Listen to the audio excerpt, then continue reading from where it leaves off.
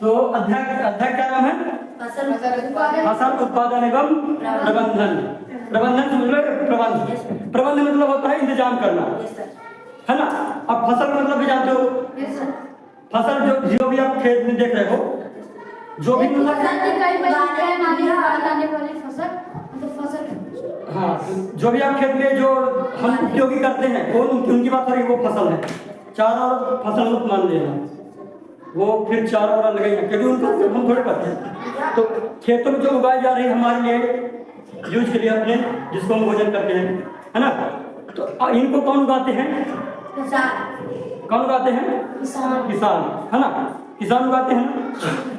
तो देखो, किसानों से ही सबका पेट भर रहा है कि नहीं, है ना। अगर किसान लोग ना उगाएं भोजन, ये फसल ना लगाएं, हालांकि होता फायदा उनका भी, ऐसा बात नहीं है, होता फायदा उनका भी है, लेकिन अगर मान के चलो कोई दूसरा काम करे, खेती करवाने गए कोई, तो तब तो चलो ठीक है, एक साल सोचोगे कि सर एक साल खेती नहीं करेंगे तो बचा रहेगा, उसी में से एडजस्ट कर लेंगे। लेकिन धीरे धीरे वो राशन जो इकट्ठा रखा कहीं भी, वो खत्म हो जाएगा कि ना हो जाएगा? होगा कि ना होगा? हो जाएगा, है ना। तो इसीलिए क्या करना चाहिए? किसानों का भी शुक्रिया अदा करना चाहिए, है ना, क्योंकि वो कड़ी मेहनत से क्या हो रहा, पीछे रख दो, वापस रख दो, जगह है ना। हाँ रख तो लिए, रख बस ये जाओ रख दो पीछे, पीछे कोई नहीं ले जाएगा, नीचे डाल दीजिए। जल्दी करो, जल्दी करो, एक तो टाइम लगा। हाँ, तो क्या है, जो किसान है वह भी बहुत महत्वपूर्ण है, मतलब हर एक व्यक्ति है, लेकिन किसान जब खेत में फसल लगाएंगे तो वह मंडी में भी जाएगा, ठीक है ना। और जिनके पास जो खेती नहीं करते तो लोग कहाँ से फसल पाएगा? तो वो धान या फिर गेहूँ, चना, टमाटर ये सब कहाँ से पाएगा? खरीदेंगे। तो खरीदने के लिए इकट्ठा होना चाहिए वहाँ पास, जब कोई बोएगा तब ना आएगा मंडी में, मंडी में तभी ना आएगा जब कोई लगाएगा। तो किसान का भी शुक्रिया अदा करना चाहिए कि नहीं करना चाहिए? हाँ, सबका शुक्रिया अदा करना चाहिए, है ना। तो फसल, सबसे पहले तो फसल जान लो, तो फसल किसे बोलेंगे? जैसे खेत है ना, इधर मान चलो गेहूं है, मान लो गेहूं है, इधर केवल गेहूं लगा, क्या है? केवल गेहूं। ये हो गए किस्में, मतलब जैसे चना हो गया, ये अलग ही नहीं है। गेहूं हो गए, वो भी क्या है, एक अपने आप में एक अलग फसल है कि नहीं है? गेहूं में भी अपने आप में अलग फसल है, चावल भी अपने आप में अलग फसल है कि नहीं? हाँ, तो बड़े पैमाने पर ये बहुत बड़े खेत है कि नहीं है? ये मत समझिए सभी के लिए छोटा खेत है, बहुत बड़ा खेत है, ठीक ना। तो बड़े पैमाने पर एक ही प्रकार के फसल या फिर एक ही प्रकार के जो किस्म की जो बीज है, फिर फसल है या फिर पौधे, ये पौधे चना पौधे की नहीं, छोटे छोटे रहते हैं। बड़े पैमाने पर एक ही किस्म के पौधे को उगाना ही क्या कहलाएगा? बड़े पैमाने पे एक ही किस्म के चना या फिर गेहूं या फिर चावल उगाना ही क्या कहलाएगा? फसल कहलाएगा। कहलाएगा कि नहीं कहलाएगा? है ना। चना भी हो सकता है, गेहूं भी हो सकता है। हाँ, फसल समझ गए।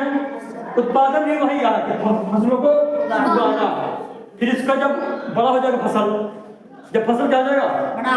बड़ा हो जाएगा, फिर इससे बीज बनेंगे बीज, फिर उसी से ना चावल निकलता है, पहले धान बनता है उसका, फिर उसको पछाड़ना पड़ता है, फिर मिल में ले जाना पड़ता है, फिर जब मिल ले जाओगे तो क्या बनता है? चावल निकलता है ना।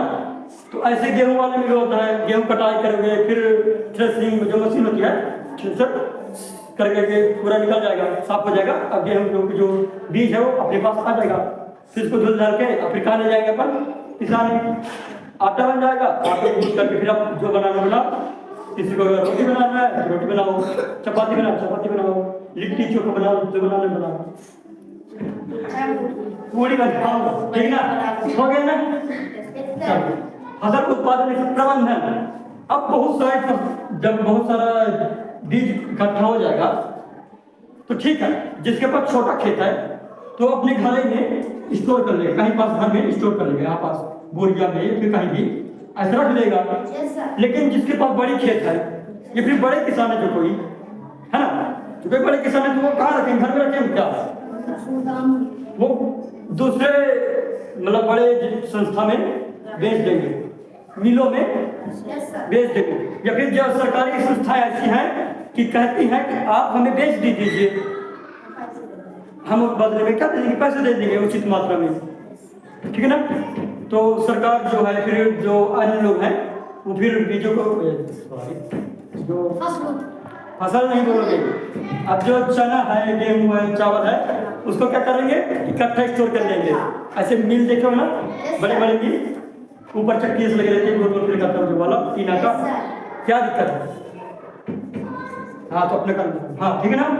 तो वो फिर जब बड़ी मात्रा में फसल के जो बीज हैं, गेहूं, चना, सब चीज, तो बड़े स्टोर में रखा जाएगा कि नहीं रखा जाएगा, तो वही क्या कहलाएगा, प्रबंधन कहलाएगा, वही क्या कहलाएगा, है ना। यहाँ ये बोरे हैं बहुत सारे, है ना, यहाँ पास मान लो चना वाला है, इधर पास गेहूं की है ना, तो इसी तरह अलग अलग रखना क्या नहीं। इधर वातावरण भी अच्छा होना चाहिए, ये नहीं कि यहाँ बहुत नमी होगी तो कीड़े उड़े लग जाएंगे, गुंडा उंडा लग जाए तो पूरा खराब हो जाएगा। तो इधर उचित मात्रा में सब चीज देख रहने के लिए वर्कर भी चाहिए। चलो वर्कर क्लियर नहीं, अभी तो अपन जो देख रहे हैं उसको देखते हैं, तो ये पूरा समझ आ गया। अब अपन आते हैं सीधे टॉपिक पर। हम प्रश्न अभ्यास प्रश्न के अलावा भी अलग से प्रश्न करेंगे, ठीक है ना, और उनको भी हल करेंगे, कोई दिक्कत नहीं है।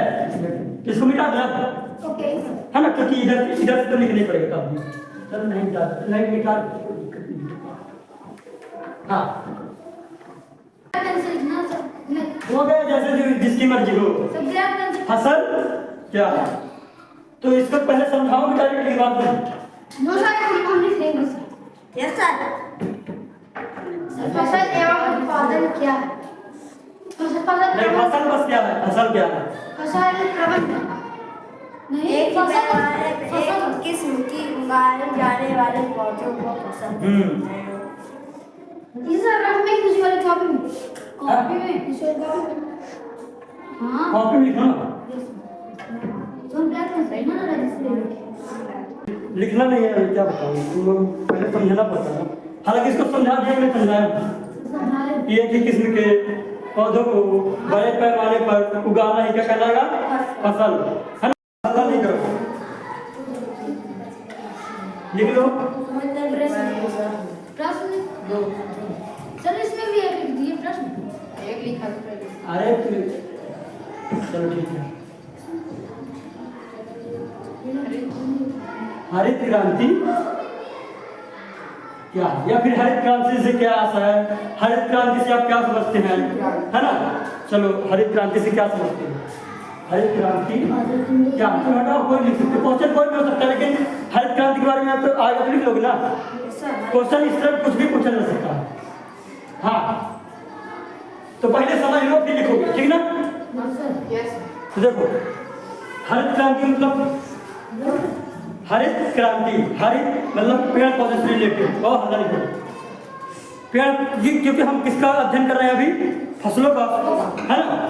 तो हरित क्रांति किसके लिए आई होगी, फसलों के लिए आई होगी। ऐसा भी लोग पढ़े नहीं होगा, अगर पढ़े होंगे तो जानते होंगे, किताब में था, ठीक है ना। तो हरित क्रांति मतलब पता क्या है, हरित क्रांति जो है वह पता क्या करेगी, अच्छे बीजों का, जो अच्छे बीज हैं, अच्छे वाले बीज, उनको अच्छे बीजों का चयन करेगी, ठीक, और उर्वरक बनाएगी। क्या बनाएगी, यानी कि खाद, विभिन्न प्रकार के रसायनों का प्रयोग करके खाद बनाएगी, ठीक ना। और फिर विभिन्न प्रकार कीटनाशक और कीटनाशक सब सही मात्रा में बनाएगी, और फिर इसी का उपयोग कर जब करेंगे अपन, जब इसी का उपयोग करेंगे कहाँ, फसलों में, तो फसल अच्छे किस्म के होंगे कि ना होगी, फसल की बढ़ोतरी होगी कि ना होगी, होगी ना। तो इसको भी बात है उसके साथ, ठीक है ना। अभी जब ऊपर को समझाना,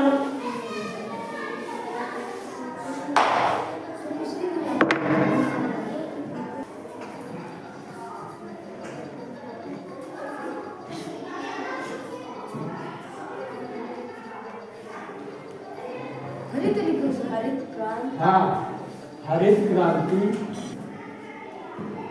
हुई है। तो लिखने से पहले समझ लो थोड़ा सा।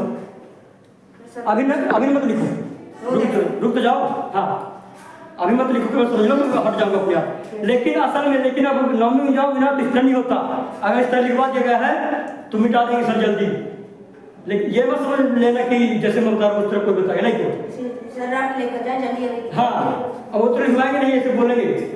तो ये आदत अपनी बिगाड़ना नहीं मेरे वजह से, मैं इसलिए पहले से सचेत कर रहा हूँ तुम लोगों को, ठीक है ना। हाँ, तो देखो एक बात तो समझ लो, अच्छे से समझना। देखो, हरित क्रांति का तात्पर्य खेती में उस तीव्र वृद्धि से है जो अधिक उपज देने वाले बीजों, रासायनिक उर्वरकों व नई तकनीकी के परिणाम स्वरूप हुई है या फिर फलस्वरूप हुई है। तो इसका मतलब यह है कि अब समझना पड़ेगा, इधर बात में समझना। हाँ, तो हरित क्रांति का मतलब क्या है कि हरित क्रांति का तात्पर्य, हरित क्रांति का मतलब यह है कि जो खेती में तीव्र वृद्धि हो रही है, पहले इस तरह नहीं था। अब हरित क्रांति आने के बाद खेती की तीव्र वृद्धि हो रही है, ठीक है ना। क्यों हो रही है? क्योंकि हरित क्रांति उच्च किस्म के बीजों का चयन करती है। उच्च किस्म के बीज मतलब अच्छे बीजों का चयन करती है, ठीक है ना, ऐसे प्रयोग करके, है ना। और रासायनिक उर्वरक समझ रहे हो, खाद जिसको बोलते हैं, ये वाला खाद नहीं, गाँव वाला खाद नहीं, जो बोरिया में आता है, है ना। उसमें देखे होगे ना, यूरिया और पोटेशियम जो रहता है, DAP जो होते हैं, उन वाले उनका भी क्या करते हैं, निर्माण करते हैं, है ना। और नई तकनीकी मतलब कि अब नई विधियां आ रही हैं कि हमें खेती को किस प्रकार से करना चाहिए। अगर खेती मतलब जैसे हम चना उगा रहे हैं तो चना किस मिट्टी में अच्छे से होगा, या फिर चना जैसे उगा रहे हैं तो उसके लिए मिट्टी के मतलब पीएच कितना होना चाहिए, अम्लीय होना चाहिए, थोड़ा क्षारीय होना चाहिए, पीएच कितना होना चाहिए। अगर पीएच आप लोग शायद नहीं जानते हो, पीएच मतलब देखो, अगर पीएच मतलब अगर साफ रहेगा पीएच तो ना तो खट्टा रहेगा ना कड़वा रहेगा, कुछ रहेगा, ऐसे शुद्ध रहेगा। जैसे पानी का पीएच साफ होता है तो पानी शुद्ध है, उसको हम पीते हैं। अगर पीएच का मान बढ़ रहा है, जैसे 8 हो गया, 9, 10, 11, 12, तो अगर पीएच का मान बढ़ेगा तो इसका मतलब है क्षारीयपन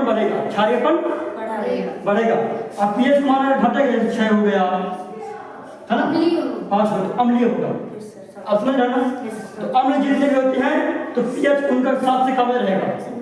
क्षारीय जितने भी होते हैं, साबुन जो देख रहे हो ना, साबुन उनका पीएच हाई रहेगा, इनसे ज्यादा है ना। समझ गया इसको। इसका तात्पर्य क्या है कि अच्छे बीजों का चयन करना, और रासायनिक उर्वरकों जो है उनका भी निर्माण करना, ताकि जब इसका उपयोग करेंगे तो अच्छी फसल होगी ना होगी, क्योंकि बराबर मात्रा में हमें सभी पोषक तत्व मिलेंगे, हमें मतलब नहीं पेड़ पौधे, है ना। ये समझ लेंगे सजीव पोटेशियम खाद का मतलब जो उर्वरक खिला दो उसको। अभी मत लिखो, रुक तो जाओ। हाँ, अभी मत लिखो कि समझ लो, मैं हट जाऊंगा अपने आप। लेकिन असल में अब नौवीं में जाओ बिना तो इस तरह नहीं होता। अगर इस तरह लिखवा दिया गया है तो मिटा देंगे सर जल्दी। लेकिन ये मत समझ लेना कि जैसे मैं बता रहा हूँ उस तरह कोई बताएगा नहीं तो सर आप लेकर जाए जल्दी। हाँ, अब वो तो लिखवाएंगे नहीं, ऐसे बोलेंगे। तो ये आदत अपनी बिगाड़ना नहीं मेरे वजह से, मैं इसलिए पहले से सचेत कर रहा हूँ तुम लोगों को, ठीक है ना। हाँ, तो देखो एक बात तो समझ लो, अच्छे से समझना। देखो, इसका तात्पर्य क्या है कि अच्छे बीजों का चयन करना, और रासायनिक उर्वरकों जो है उनका भी निर्माण करना, ताकि जब इसका उपयोग करेंगे तो अच्छी फसल होगी ना होगी, क्योंकि बराबर मात्रा में हमें सभी पोषक तत्व मिलेंगे, हमें मतलब नहीं पेड़ पौधे, है ना। ये समझ लेंगे सजीव पोटेशियम खाद का मतलब जो उर्वरक खिला दो उसको। बस इतना सब। हाँ, बस फसलों को काटने का कहलाएगा ये। लेकिन नहीं, वो तो थ्रेसिंग है। अपन किताब के भाषा थोड़ी सी लिख लें। ये वो सही रहता। देखो पहले समझ लो, अगर लिख नहीं पा रहे हो तो। हाँ, तो क्या है हार्वेस्टर? क्या है? जिस भी मशीन से आप काटते हो फसलों को, वो क्या है? हार्वेस्टर। पहले के जमाने में क्या मशीनें थी। तो हमारे पहले के जमाने की मशीन कौन थी? हंसिया थी। तो भी हार्वेस्टर का काम कर रही है कि नहीं कर रही है? तो हंसिया भी क्या है? एक प्रकार की मशीन ही समझ लो, वो भी मशीन ही का एक प्रकार का, लेकिन वो मशीन ऑटोमेटिक नहीं है, उसको हाथ से करना, वो भी मशीन ही है समझ लो। तुम जान नहीं क्या? कोई दिक्कत नहीं है, मशीनें भी आ गई, अच्छी अच्छी मशीनें आ गई ना। चौथा प्रश्न नंबर कंबाइन किसे कहते हैं? देखिए, अच्छा थ्रेसिंग पहले मैं थ्रेसिंग किसे कहते हैं? लाइट चलते कोई दिक्कत नहीं है। थ्रेसिंग किसे कहते हैं? किसे कहते हैं?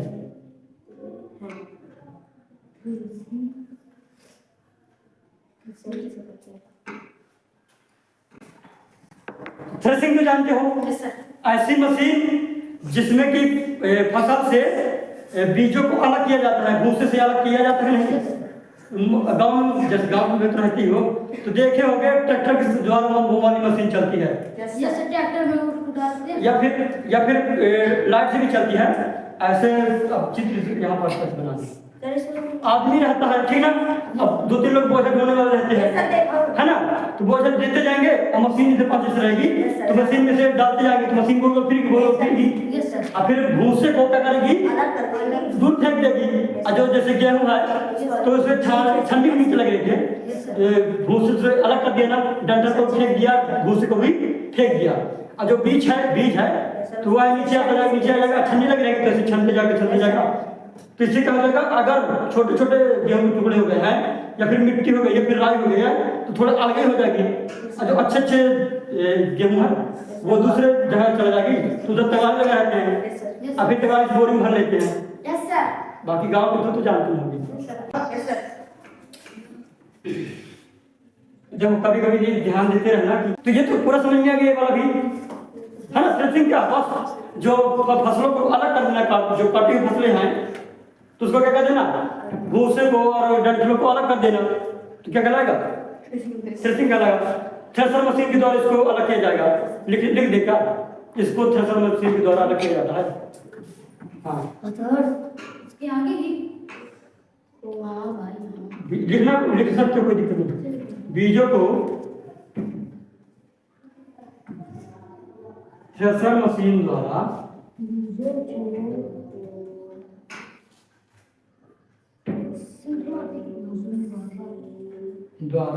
अलग किया जाता है,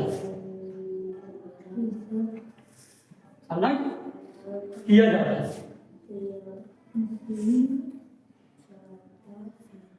इतना तक समझ में आ गया? सर मशीन में सर बड़ा मामला है। नहीं, मशीन थोड़ी होता है, मशीन होता है। अब इसका मतलब ये थोड़ी कि मैं हाथ पर गलती करूँगा, बाई चांस बाई मिस्टेक हो जाता है। ये कहाँ गया? हाँ, बस कलर बहुत ज़्यादा नहीं अपने पास, भाई कोई दिक्कत नहीं है, क्या कलर से करे चाहे नहीं, है ना। इसको भी स्टार्ट करें। इतना बड़ा लिख रहा हो, जैसे कोई 2 किलोमीटर में होगा तो भी देख लेगा। बिठा दें क्योंकि समझ में आ गया ना। अब अगला क्वेश्चन क्या होगा? कंबाइन मशीन क्या है? हाँ, अच्छा चित्र भी देखते जाओ, सही रहेगा, अच्छे समझा पाऊंगा। देखिए सर, याद करना। हाँ भगो, याद करना हो। पेज नंबर, हाँ, पेज नंबर से क्या मतलब? 11। चित्र मैं देखूंगा, तुम लोग नहीं, हम देख लोगे, कुछ दिक्कत नहीं।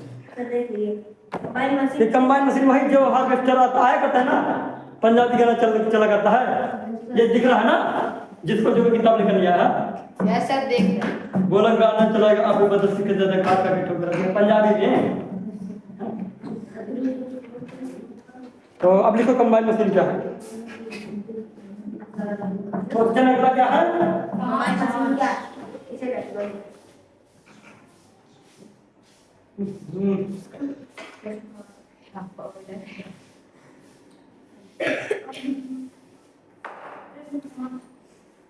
इससे पता क्या होगा? अगर मैं उधर सांस लूं तो मेरे नाक में चला जाए।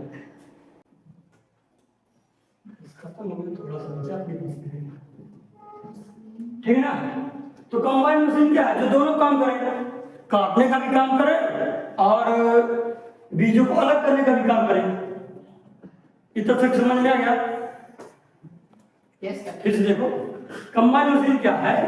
जो कि कटाई का भी काम करे और साथ ही साथ क्या करे, बीजों को अलग करे, भूसों से, भूसी और डंठलों से अलग करे।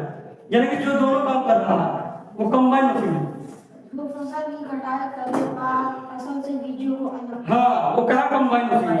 अब किधर तो वह भी लिखा होगा, वह मशीन जो हार्वेस्टर तथा थ्रेसर दोनों को कार्य करती है।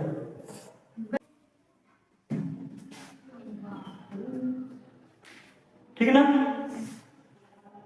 कहाँ गई जो खत्म हो गया? सर यहाँ पे अच्छा, कहलाती है, कहलाता है। अगर कहलाती लिख रहे हो ना फिर इधर पास भी करना पड़ेगा कि करती है। हाँ, अगर करते हैं लिखोगे तो कहलाती है लिखना पड़ेगा। ठीक है ना? तो ये जान लेना। अरे तो सरल ही है। थ्रेसर के बारे में जान चुके हैं, हार्वेस्टर के बारे में जान चुके हैं। हार्वेस्टर क्या है? काटना। थ्रेसर क्या है? वो बीजों को अलग करना। तो ऐसा मशीन जो हार्वेस्टर और थ्रेसिंग दोनों काम करे। समझ में कुछ आ रहा है कि नहीं आ रहा? झूठ नहीं बोलना, क्योंकि मैं इनकी तरफ बार बार देख रहा हूँ, लेकिन तुम लोगों की तरफ देखना चाहिए मुझे। हार्वेस्टर का मतलब क्या है? काटना। थ्रेसिंग का मतलब क्या है? बीजों को अलग करना। फसल से बीजों को अलग करना। हाँ, तो अभी किताब में नहीं समझा। हाँ, तो जो मशीन दोनों का कार्य करे, दोनों का मतलब कि काटने का भी काम करे और बीजों को भी अलग करने का भी काम करे, तो क्या कहलाएगा?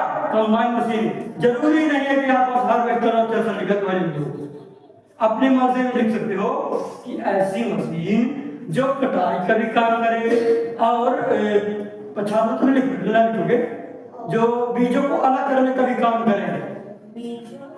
कंबाइन मशीन कहलाएगा। बीजों को अलग करना। उतना भी लिख दो कि नंबर प्रॉपर मिलेगा, ऐसा कोई जरूरी नहीं है। मिटा दो। Yes sir. यस सर बेटा। क्वेश्चन लिख लो। प्रश्न नंबर 6। पीड़क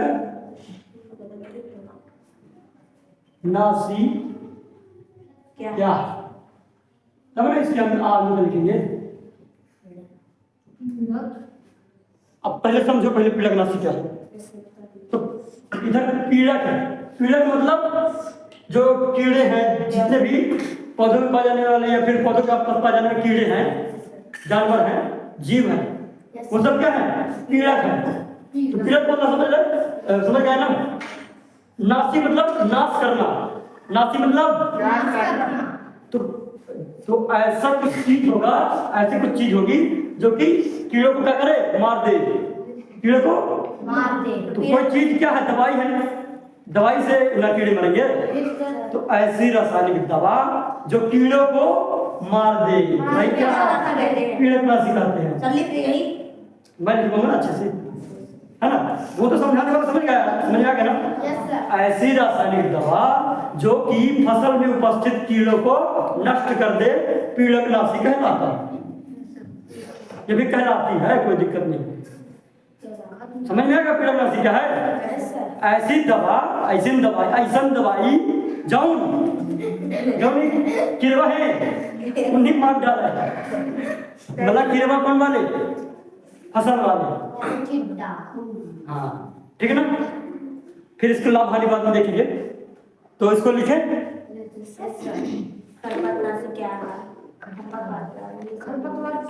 वैसे मेरे को लगता है कि ये वाला कितना क्वेश्चन होना चाहिए, लेकिन नहीं है।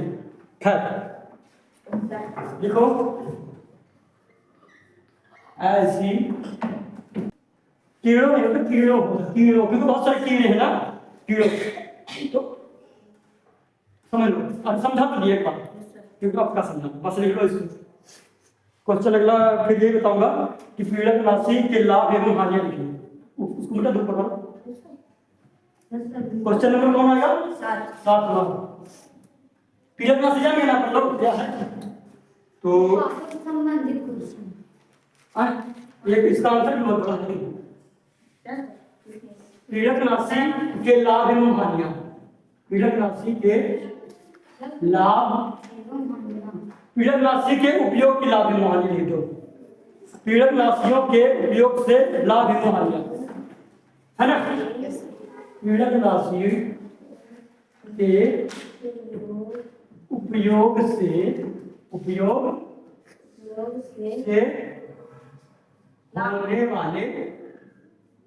होने वाले लाभ एवं हानियां, क्योंकि ये क्वेश्चन किताब में नहीं है, वो अपने से बनाया हूँ, है ना। पाठ संबंधित हाँ, लाभ हानि होने वाले लाभ एवं हानि बताइए। लाभ एवं हानि बताइए। देखो अच्छे से किताब लिखा गया है, बताइए, बताओ ये बोल रहा है ना। बताइए, है ना। मिटा दो इसको पूरा। Yes sir. मिटा दो ना सबको। Yes sir. पूरा नीचे का मिटा दो। Yes sir. तो इसीलिए मैं तुम लोगों को बोला करता हूँ कि रोज लिखा करो एक पेज। भले ही राइटिंग वाइटिंग से मतलब नहीं है, तुम्हारा समझ में आ जाना चाहिए, बस हो गया। इधर कट जाए तो इधर पर कुछ नहीं किया करो।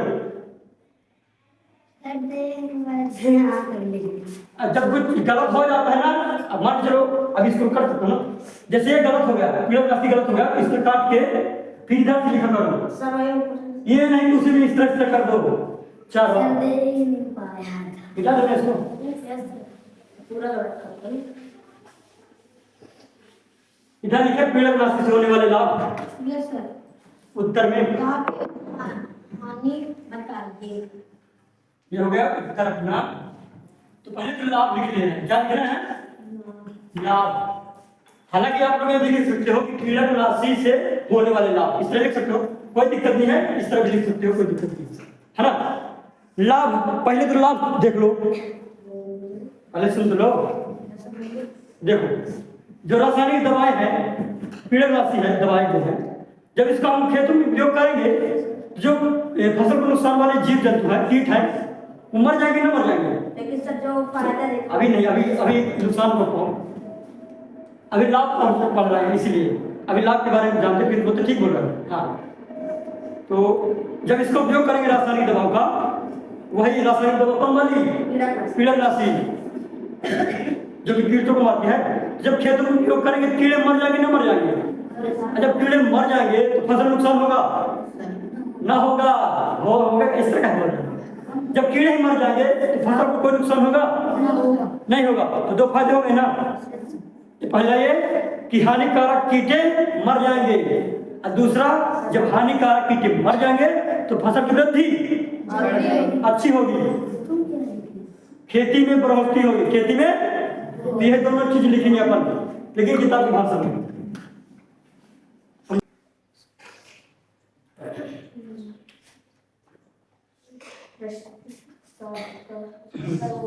बढ़ोतरी, बढ़ोतरी मतलब कि बढ़ेगी। सर अब हानि करते। हाँ, हानि लिखना, लिख पहले तो लिख लेंगे लोग। टाइम हो गया भैया, हानि नहीं लिख पाएंगे इस तरह में। टाइम हो गया, हानि नहीं लिख पाएंगे इस तरह में। सर ऊपर मिटा दीजिए। हानि लिख दे। Yes sir. हानि, फसलों में उपस्थित हानिकारक कीटों के साथ साथ अच्छे जीव या फिर कीट भी, अच्छे जीव जंतु भी नष्ट हो जाते हैं, नष्ट हो जाते हैं।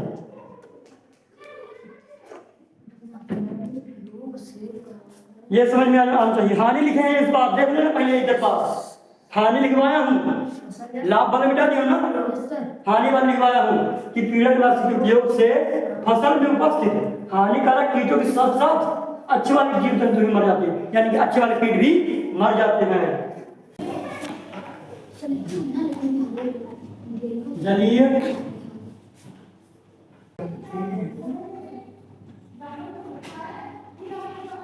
हाँ देखो लिख लिया। हाँ, एक बार खत्म बताते हैं ना, लिख गया सबका। हाँ, पहले आप समझो। तो जब चलो चित्र बना के समझाओ थोड़ी सही। जैसे खेत है, हालांकि ऐसे बताओ तो अपने दिमाग में खेत समझो कि खेत है, एक फसल है, कोई भी फसल हो सकती है, ठीक ना, कोई फसल हो सकती है, ठीक ठीक। अब इधर क्या डालेंगे अपन, खाद। खाद कौन वाली लेंगे, उर्वरक जो फैक्ट्री से बनकर आती है, यूरिया है ना, डीएपी जो आती है वो वाली खाद की बात है, ठीक। तो जब खाद डालें इधर, खाद की बात नहीं, एक सेकंड, खाद की बात नहीं, कीटनाशी की बात हो रही है, तुम लोग उल्टा सीधा करवा देते हैं। कीटनाशी मतलब कि वैसी रासायनिक दवा जो कि किसको मारे, कीटों को मारे। तुम लोग जैसे ऐसे करवा के, हाँ फिर सुनो, हटा दो, खाद नहीं है वो, खाद नहीं है, क्या तो खाद कहाँ निकला इधर पास, ये खाद्य है, भोजन। अब समझो, अरे कोई केवल बताओ खाद। तो जो कीटनाशी क्या था, रासायनिक दवा जो कि कीड़ों को मारे। तो जब हम इस खेत में मशीन से दवाई डाले, ढाके इसलिए रहा ताकि हमारे शरीर, हाँ पानी वाली बात है बिना, बाकी पी सकते हो सुनते सुनते, ठीक ना, लेकिन अगली बार ध्यान देना। हाँ, तो जब एक मशीन से डालेंगे, ठीक, तो खेत में पड़ेगा, लेकिन क्या होगा, क्या बोला जा रहा है कि जब जैसे डाले फिर लंबे समय तक अगर यह बना रहा, कौन, वही रसायन जो दवा डाले हैं कीट मारने वाला, तो अगर लंबे समय तक बना रहा तो मिट्टी मिलेगी कि नहीं मिलेगा, तो एक तो जीवों को नुकसान पहुंचाएगा, जो कि हमने पहले भी देख चुका है, पहले वाले में यही देखा था हाल में, और दूसरा क्या देखा था, जल प्रदूषण वाला, समझ नहीं आ रहा, फिर सुनो, इधर लंबे समय तक रहेगा ना धरती में, और पानी में भी लंबे समय तक रहेगा। तो हमने दो क्या देखे थे, पहले वाले देखे थे कि जो जीव जंतु होंगे अच्छे वाले, या फिर जो कीटाणु है, या फिर अच्छे वाले जो जीव होंगे वही मर जाएंगे, और दूसरे में क्या देखे थे कि जल प्रदूषण होगा, और तीसरे में क्या देख रहे हैं कि लंबे समय तक अगर यह दवाई रही आई मिट्टी में रही आई तो क्या होगा, धीरे धीरे यह कहाँ चला जाएगा, पौधों में, कहाँ चला जाएगा, वही कीट मारने वाली जो दवा है कहाँ चला जाएगा, जड़ों के माध्यम से हो सकता है, ताने के माध्यम से चला जाता है, जरूरत नहीं है, ठीक है ना। साधारण मतलब कि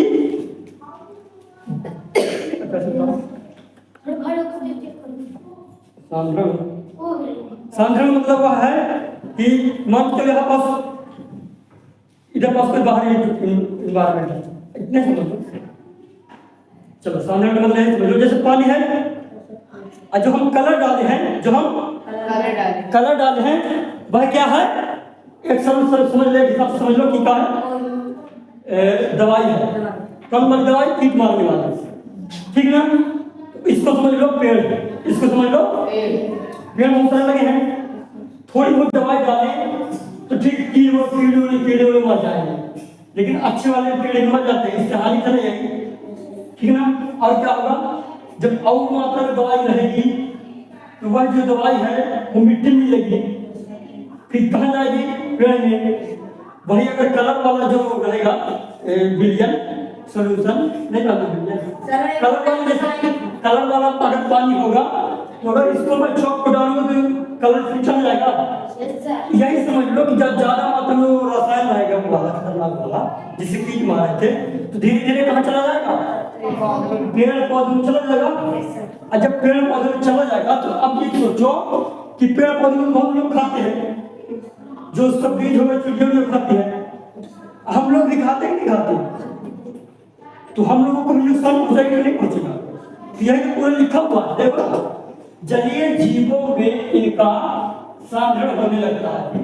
जलीय जीव मतलब कि चाहे केंचुआ हो, चाहे सूक्ष्म जीव हो, चाहे पेड़ पौधे, जलीय जीवों में इनका साधारण होने लगता है। इनका किनका, वही रासायनिक दवाओं का, ठीक, क्योंकि इन रसायनों का अपघटन सूक्ष्म जीवों द्वारा नहीं हो पाता, नहीं हो पाता।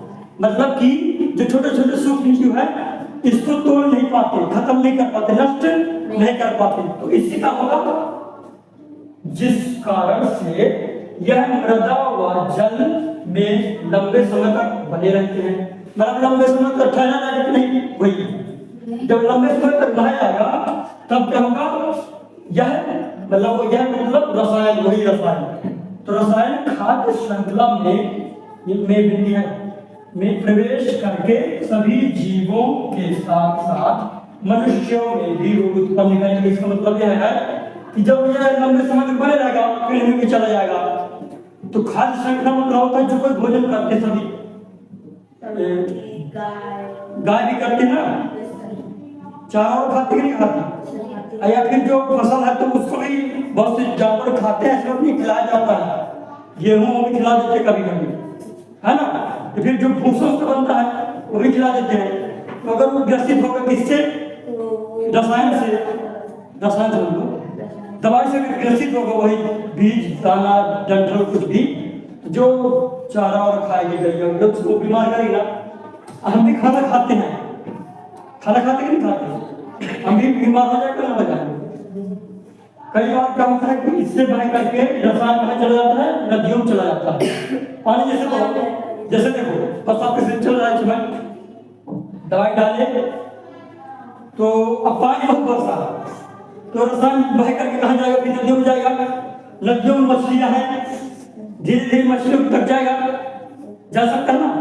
अब बहुत लोग जैसे मछली खाते हैं तो उनमें भी ये रोग उत्पन्न हो सकता नहीं हो सकता। यह लिखा गया है खाद्य श्रृंखला में बैठ करके सभी चीजों के साथ साथ मनुष्य में विरोध उत्पन्न कर गई। खाद्य श्रृंखला मतलब कि एक ही चीज को बहुत, जैसे खाद्य श्रृंखला फिर लास्ट में बताएंगे, लास्ट में कब खाद्य पाठ में है, ठीक है ना। इसको बता दो टाइम से टाइम बताइए, देखो 3 बजने लगे।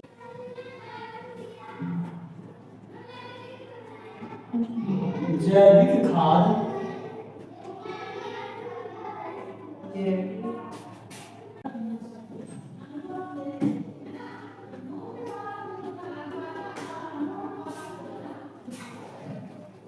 लगाया जाता है ना, लगाया जाता है ना थोड़ा सा,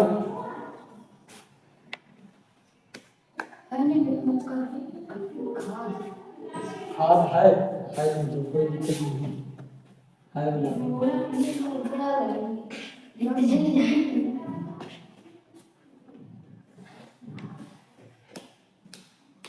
वही तो बोल तो देता हूँ, लेकिन भले दिक्कत नहीं, लेकिन शायद एक बार पढ़ना चाहिए, कोई दिक्कत नहीं है। हाँ लिख गया,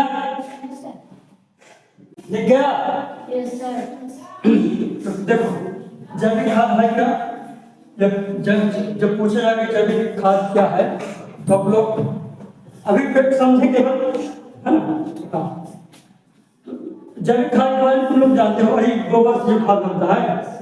तो इसमें क्या बताया गया है, पहले दे जान लो अवशिष्ट पदार्थ क्या होता है।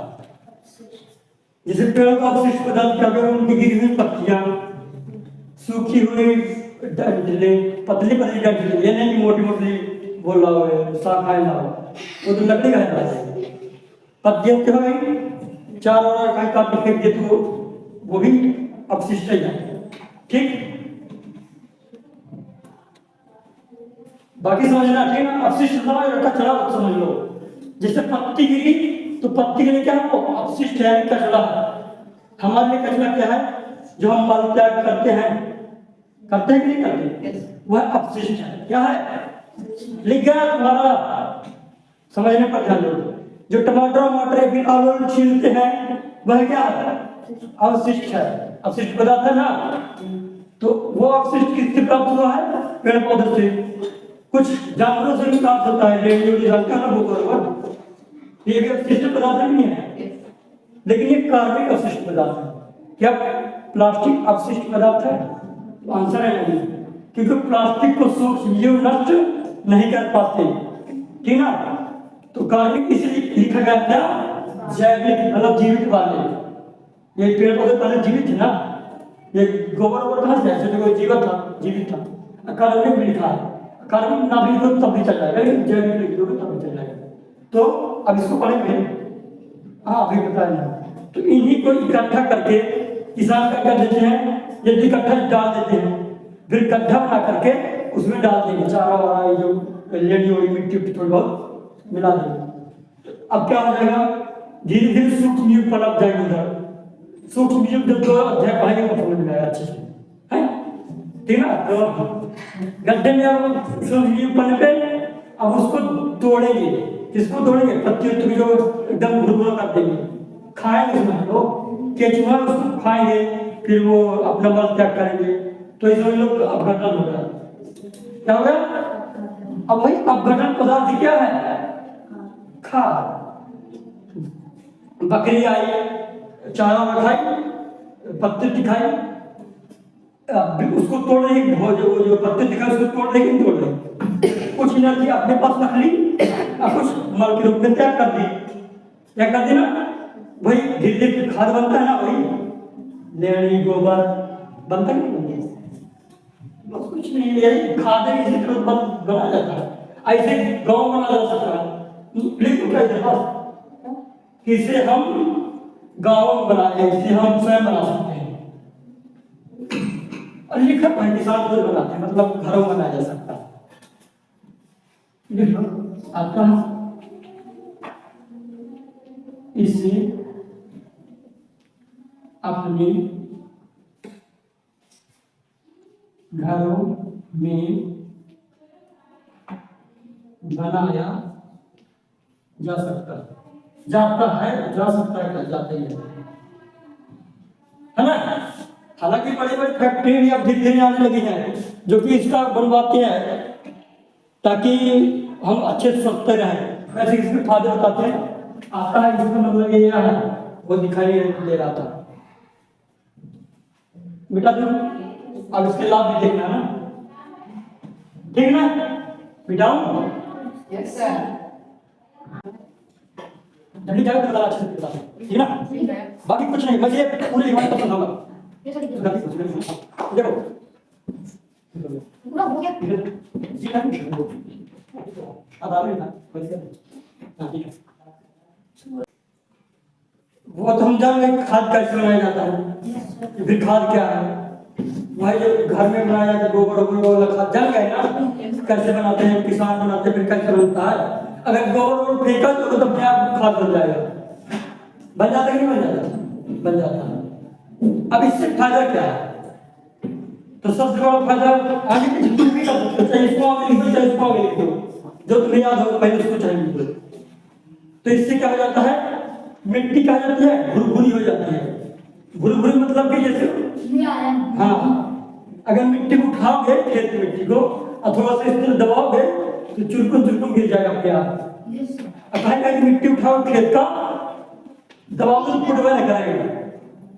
अब इसका मतलब ये नहीं कि गर्मी की कपड़ाती गर्मी में मिट्टी जरा उठा ले तो दबा दो, अब वो नमी नहीं है काम, नमी नहीं। अगर एकदम सूखी एकदम गर्मी के में जाओगे बोलोगे सर हम गए थे घंटी लग के खुद नहीं जाता, इस तरह वाला नहीं करना, इस तरह वाला नहीं करना। जैसे अभी धान लगी ना, थोड़ा सूख जाने दो, फिर मिट्टी को निकालो, खोद दो, ऐसे ढेला निकालो, फिर उसको दबाओ तो अपने आप क्या हो जाएगी, चिरकुन हो जाएगी, भुरभुरी हो जाएगी। तो इससे फायदा क्या होगा, नीचे केचुए रहते हैं तो उनको पोला करने में आसानी होगी ना होगी, और गैसों का आदान प्रदान मतलब गैस अंदर भाग जा पानी की जाता है, गैस की छोटी छोटी जगह रहेगी, छोटा छोटी जगह, तो अच्छे से क्या होंगे, वृद्धि करेंगे। यही लिखना है कि इससे मिट्टी क्या हो जाती है, भुरभुरी हो जाती है, सरंध हो जाती है। सरंध मतलब छिद्रमयी हो जाती है, छोटे छोटे दिखाई नहीं देते भले ही, लेकिन हो जाती है। तो इससे क्या होगा, गैसों का विनिमय कर जाएगा, सरलता से हो जाएगा। जब सरलता से विनिमय हो जाएगा तो जितने मित्र सूक्ष्म जीव है या फिर केचुआ है, अल्लाह मेरे केचुआ नहीं चाहिए, सूक्ष्म जीव के साथ केचुआ नहीं चाहिए था। हाँ लिख सकते हो बाद में अगर ध्यान हो तो मित्र सूक्ष्म जीव क्या होंगे, वृद्धि हो जाएगी। वृद्धि हो जाएगा इसका मतलब कि जैसे अगर मिट्टी एकदम टाइट रहेगी तो जो केचुए नीचे मिट्टी के हैं वो सांस नहीं ले पाएंगे तो मर जाएंगे ना, मर जाएंगे। अब मिट्टी जब मुलायम रहेगी, वहाँ हवा जाएगी तो सांस लेंगे केचुए तो जिंदा रहेंगे ना रहेंगे, ऐसे समझ सकते हैं। और क्या होगा, इससे मिट्टी का गठन सुधार जाता है। मिट्टी का गठन सुधारने का मतलब यह है कि मिट्टी में किसी पोषक तत्व की कमी हो जाएगा तो किससे पूरा हो जाएगा, खाद से। अब खाद से कोई सी प्रकार की हानि नहीं होती। अभी प्रमाण देखें, इससे मिट्टी जल धारण क्षमता बढ़ती है। मतलब कि जब खाद जब मिट्टी खाद खेत में, तो खाद में कभी भी पानी आप डालोगे ना तो पानी जल्दी सूख लेता है। सूख लेता कि नहीं लेता? अरे कहीं गोबर नहीं, गोबर में ढेर पड़ा हुआ और उधर पानी डालोगे तो पानी जल्दी सूख लेगा।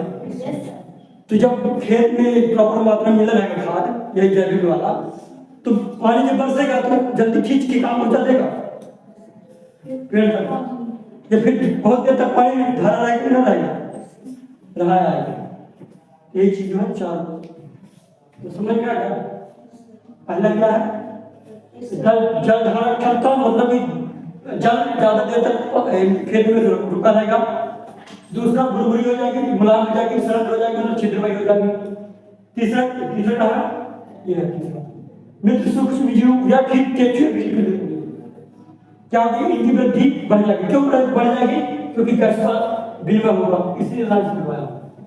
ऐसे मिट्टी का गठन सुधर जाएगा। गठन सुधरने का मतलब है कि मिट्टी में पोषक तत्व जो कमी हो गए थे वो पुनः आ जाएंगे। बेटा समझाने मेरे यहाँ डेस्कटॉप समझ आया है नहीं आया कुछ नहीं पता।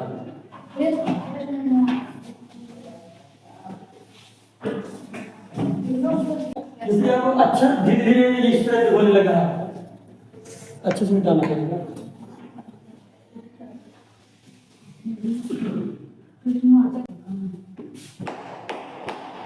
ठीक है ना? मैं चढ़ को ऊपर चढ़ाना चाहिए। चलेगा तो कोई दिक्कत थोड़ी है। ठीक है ना? तो जिताई किसी का खेल में जो मिट्टी है उसको उलटना क्या कहलाएगा? जब खेत की जुताई करते हैं तो ऊपर की मिट्टी नीचे चली जाती है, नीचे की मिट्टी ऊपर आती है। तो उलटना पलटना होगा कि नहीं होगा? तो यह क्या है? जुताई है। इसी तरह लिखना है, मिट्टी को उलटने पलटने एवं बोला, हाँ बोला नहीं लो बोल करने की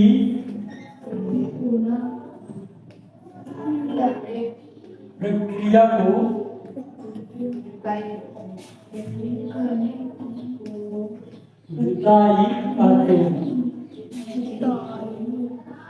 कहते हैं। कहते कि नहीं कहते? हाँ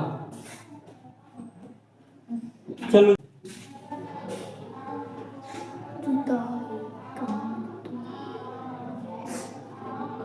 खाद एवं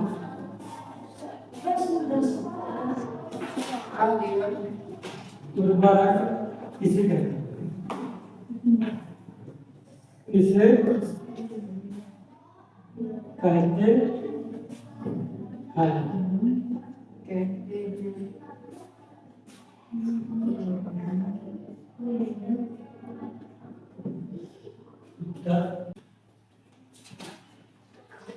लिख दिया बताना। यही है। हाँ कहलाता है, कहते हैं, और कुछ लिख सकते हो।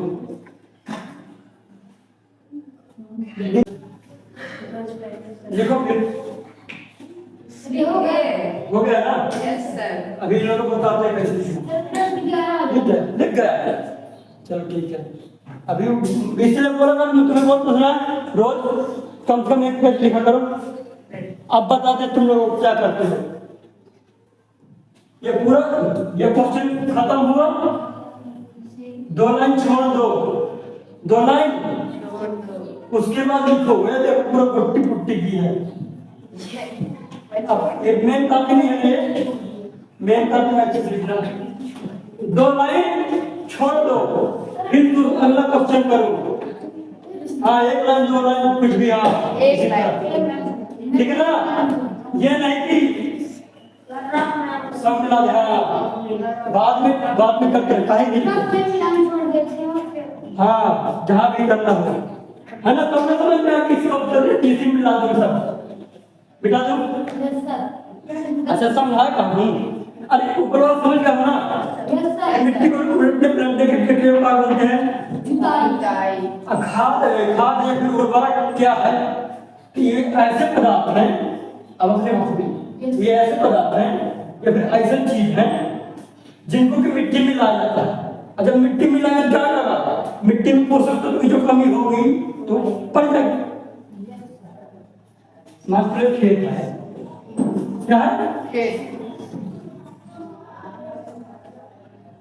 ये फसल होगा, ठीक है ना। अच्छा मिट्टी में ये मिल रहा है, ये जड़ है, इधर क्या है, पोषक तत्व है, नाइट्रोजन भी यहाँ आ जाता है। फिर बताओ नाइट्रोजन कैसे नीचे आता है, nitrogen phosphorus, nitrogen phosphorus sulphur सब चीज इधर रहता है मिट्टी में, ठीक है ना। तो इधर से यूज करेगा, मान लो कि हमने ऐसा पौधा लगाया जो कि ज्यादातर मात्रा में क्या यूज कर रहा है, यूरिया। क्या यूज कर रहा है, यूरिया कभी होगी ना, होगी ना। जब अगली बार किसी भी खेत लगाएंगे, खेत में कुछ उगाएंगे, यूरिया कम हो गई है, अब हम फसल लगाए तो क्या अच्छे से होगी, नहीं होगी। तो इसके लिए हम क्या करेंगे, खाद डालेंगे। जब खाद डालेंगे तो मिट्टी गठन से कर जाएगा, पोषक तत्व फिर से उस तरह आ जाएगा। यही था मिट्टी पोषक तत्व बना रखने के लिए क्या करते हैं, उसको मिलाते हैं खाद।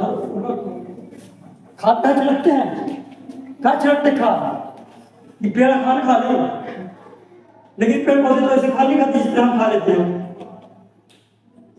रसगुल्ला नहीं है कि डालते हैं तो समझ लो रसगुल्ला तो खा लेंगे, वो जब तक मिट्टी मिलेगा नहीं तब तक पेड़ में नहीं जाएगा। कहे के माध्यम से जाएगा, जड़ के माध्यम से, और जो कि अब साथ में अब नहीं आते हैं तो मत तो लाइन छोड़ के मेरा लिखने में ध्यान नहीं, जो ज्यादा समझने में ध्यान है। जीव क्या है,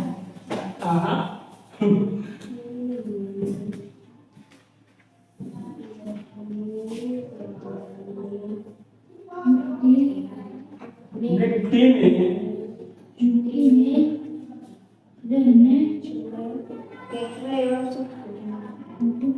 रहने वाले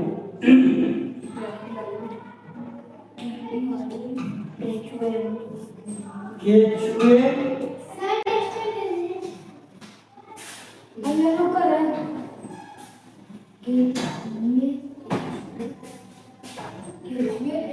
एवं सूक्ष्म जीव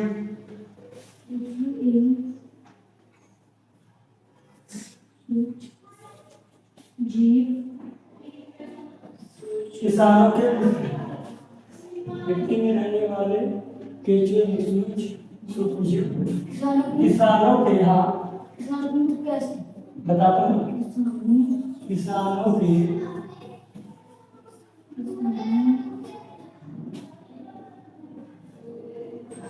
मित्र है।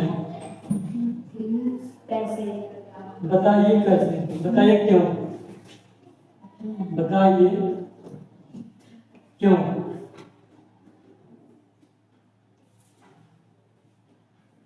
क्वेश्चन तो समझाने की जरूरत नहीं है, फिर बताता हूँ, ऐसे बताता हूँ। चलो देखो, मिट्टी में रहने वाले केचुए किसान के मित्र कैसे हैं, तो देखो फिर लिखवा दो, ठीक ना। तो देखो आप लोग जानते हो कि जो केचुए हैं मिट्टी को पोला करते हैं, पोला करते कि नहीं करते, जिससे मिट्टी क्या हो जाती है, भुरभुरी हो जाती है, सरल हो जाती है, और गैसों का विनिमय होने लगता है। वही आदान प्रदान नहीं सकते, कोई दिक्कत नहीं है, क्योंकि हम ये चीज पढ़ चुके हैं ना। तो पूछेगा क्वेश्चन में, अगर कोई पूछेगा कि ये सूक्ष्म जीव और केचुए हैं वो मित्र कैसे हैं, दोस्त कैसे हैं, इनके किसानों के कैसे दोस्त हैं, तो आपको बताना पड़ेगा केचुए एवं सूक्ष्म जीव किसानों के मित्र कैसे हैं, क्योंकि यह मिट्टी को उलट उलट कर पोला करते हैं, रंध्र बनाते हैं, है ना। और क्या करते हैं, पोषक तत्व को बढ़ाते हैं, बढ़ाते कि नहीं बढ़ाते, Yes, sir. यही कोई दिक्कत नहीं है। फिर बताइए सांप कैसे मिलते हैं, ठीक है ना। इधर सांप किताब में नहीं लिखा, लेकिन बताएंगे सांप क्यों मित्र है किसानों का, बताएंगे बाद में। किसान एक मित्र एवं शत्रु। नहीं, अभी बताएंगे ये वाला क्वेश्चन समाप्त होने के बाद। तो मिट्टी में रहने वाले केंचुए एवं सूक्ष्म जीव लिखो। मिट्टी में रहने वाले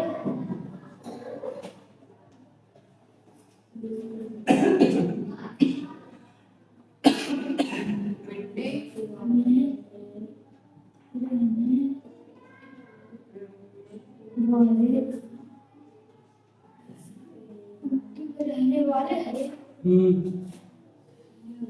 केंचुए एवं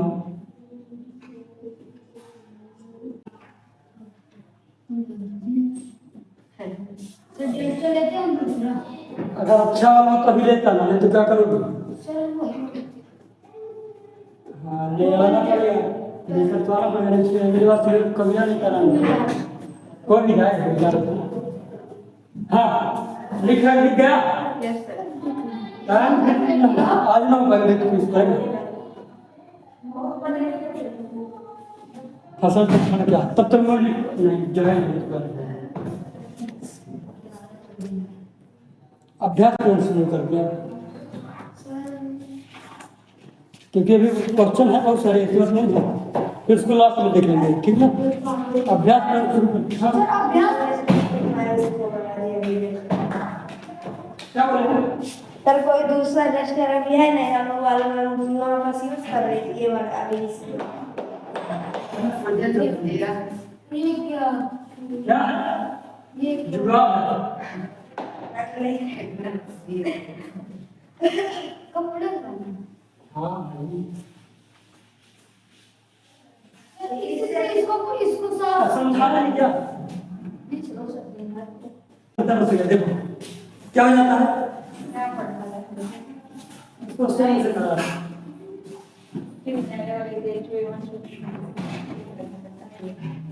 बताइए अपने केंचुए को किसान वाले तो बोले थे ना, और केंचुआ ना होता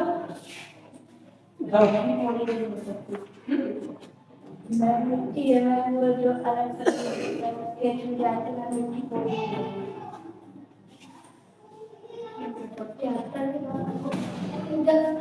ठीक है ना। तो देखो सुनो तो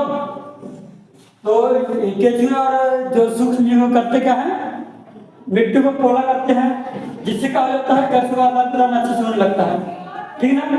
और जो अंड सूक्ष्म जीव है वो भी सहायता करते किस चीज को, रासायनिक प्रक्रिया के द्वारा। रासायनिक प्रक्रिया मतलब होती है जैसे हमारे अंदर खाना हो गया तो कैसे पचता है, रासायनिक प्रक्रिया के द्वारा पचता है ना। तो रासायनिक प्रक्रिया के द्वारा क्या कर देते हैं, मिट्टी में पोषक तत्व बढ़ा देते हैं। और जो केंचुए हैं वो क्या करते हैं, ह्यूमस, ह्यूमस का मतलब होता है कि नमी बना देना, उसमें पोषक तत्व बढ़ा देना, मिट्टी को भुरभुरा बना देना, वो होता है ह्यूमस, ठीक है ना। हल्का नमी वाला क्षेत्र को क्या होता है, ह्यूमस होता है, ठीक। और ह्यूमस में बहुत ज्यादा पोषक तत्व होता है। जिस स्थान पर ह्यूमस वाला जगह होता है ना, तो अभी सीजन में जाओगे तो अगर अपने पछीले जाओगे, चारा होगा है, हल्का हल्का नमी है, और केंचुए भी है बहुत सारे। Yes sir. वह हर जगह क्या है, ह्यूमस है, क्या है ह्यूमस। ह्यूमस पे इसलिए तो सब देख रहा ना, पेड़ पौधे कितने लगी उड़ रहे हैं, क्योंकि जब पानी गिरा तो पानी में तो नाइट्रोजन आ जाएगा ऊपर से, फिर बताओ कैसे पानी रहेगा ना, में पूरा रहेगी तो चारा जल्दी उग जाएंगे, क्योंकि जो सूक्ष्म जीव होते हैं या फिर जो केंचुए होते हैं वो जल्दी जल्दी वृद्धि करते हैं और जल्दी जल्दी भोजन करते हैं, ये क्रियाकलाप करते हैं, तो मिट्टी में क्या जाता है, पोषक तत्व बढ़ जाता है, अन्ना की तो हाइया है, ह्यूमस बन गया तो फिर लोग चारा चारा चारा चारा। मेन होता पानी, अगर पानी नहीं है तो जीवन नहीं है। अब ये मत कहते हैं सर सूर्य होना चाहिए, वो तो बहुत चीज होनी चाहिए। अगर मतलब पानी अगर ना हो तो जीवन ना हो, पानी अगर ना हो तो जीवन न हो, है ना। वो बात अलग है कि बोल दो कि सूर्य न हो तो जीवन न हो, वो तो फिर ऐसे में तो बहुत टाइम लग जाएगा। हाँ तो समझ में आएगा। ह्यूमस कब बनाएंगे? ह्यूमस कैसे बनेगा? जो सूक्ष्म जीव है, फिर केचुआ है, जो उसका मल निकलता है, बार बार पोला करेगा, अपना मल निकालेगा, पोला करेगा, मल निकालेगा, तो इससे मिट्टी में क्या बनेगा? ह्यूमस बनेगा। लेकिन देखो पानी जब थोड़ा बहुत पड़ेगा, पानी बहुत देर तक भरा रहेगा, अब बना रहेगा जो मल मूत्र है जो भी, तो मिल जाएगा, अच्छे से मिल जाएगा, एकदम मुलायम हो जाएगा, खाद बन जाएगा। वही असल में ह्यूमस, वही असल में क्या है? ह्यूमस। अब मैं यहाँ का टीचर नहीं हूँ, लेकिन फिर ह्यूमस बना कर दिखाता हूँ। ह्यूमस कोई तोप नहीं है। अरे चापत्ती लोगे, गढ़े में डाल दोगे, थोड़ी बहुत मिट्टी डाल दोगे, और कुछ समय बाद वो अपने आप पुलपुला हो जाएगा, मतलब, लेकिन गंधाने वाला नहीं, खाद बन जाएगा, वही ह्यूमस है। बेटा क्या करेंगे? अभ्यास।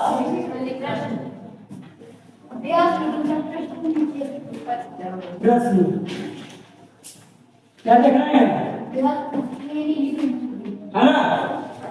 अब प्रश्न नंबर अगला, इसको पढ़ने नहीं आता, मैं लिखवाऊंगा नहीं प्रश्न को, उत्तर में लिखवाऊंगा, ठीक है ना। प्रश्न तो अपने किताब में लिखा है, अब मेरे को चाहिए किताब। अब क्या चाहिए? उधर क्या देख रही हो? अब क्वेश्चन में इधर नहीं लिखवाऊंगा, क्वेश्चन किताब से देख कर लिख लो ना, लिख लो कि नहीं लिख लो? Yes sir. आंसर लिखेंगे। हाँ देखो ध्यान से,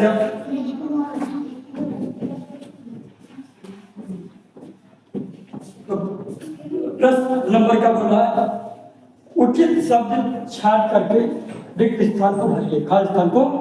अब किताब होना चाहिए तब तो भरो खाली स्थान, किताब कहाँ है? इसमें ये चार्ट को तो पोसा करना है। क्वेश्चन लिख ले।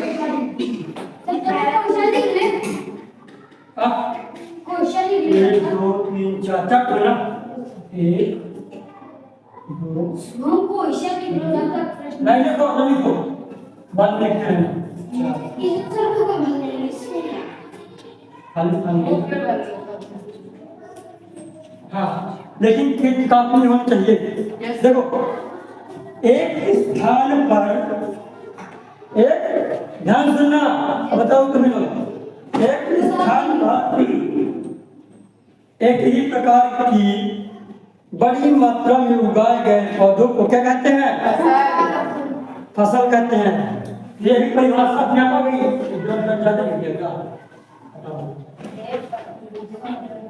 क्या कहते हैं उसको?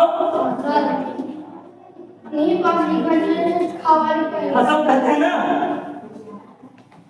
फिर देखो, फसल उगाने से पहले प्रथम चरण क्या होता है? मिट्टी की तैयारी। क्या होती है? तैयारी। मिट्टी क्या होती है? मिट्टी तैयार करोगे तब ना फसल उगाओगे। तो दूसरे नंबर में क्या लिखोगे? तैयारी। ये मिटा दूसरा कर दो पता लगेगा कि क्या बताना है। मिट्टी की तैयारी। हाँ जल की सतह पर तैरने लगे। फिर अगला क्या कहा? क्षतिग्रस्त बीज जल की सतह पर क्या करने लगते हैं? डूब जाते हैं, कि गाना गाने लगते हैं, कि नाचने लगते हैं, कि क्या करने लगते हैं? तैरने लगते हैं। तीसरे नंबर पे आएगा तैरने लगते हैं।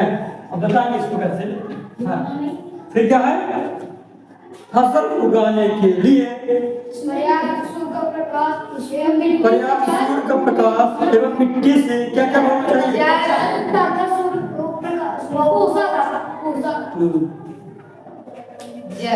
जल तथा पोषक तत्व लिख दो, खनिज लिख दो,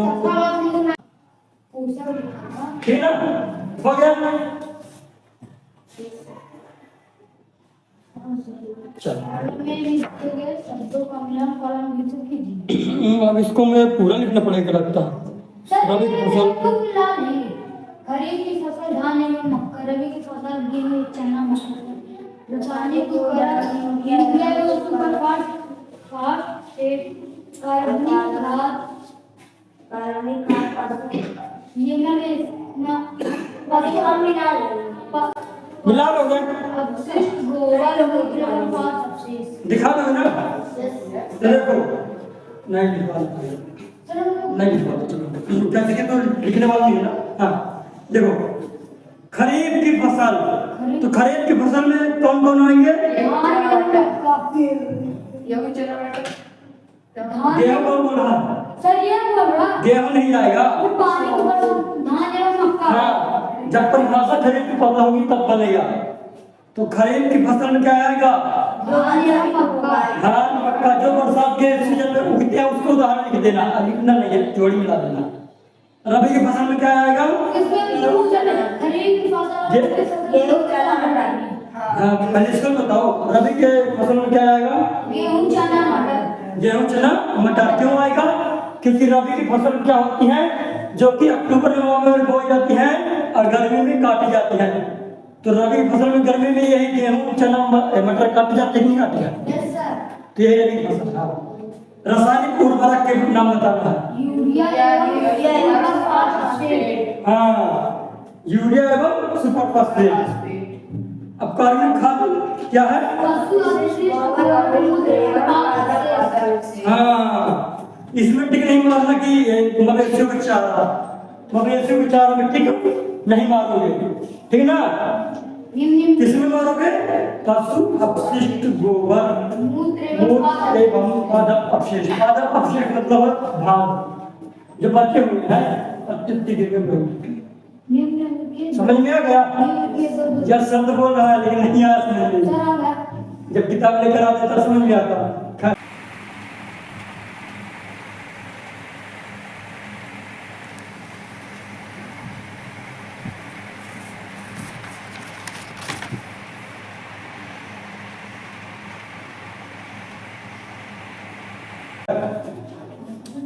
अब इधर से करना शुरू करते हैं।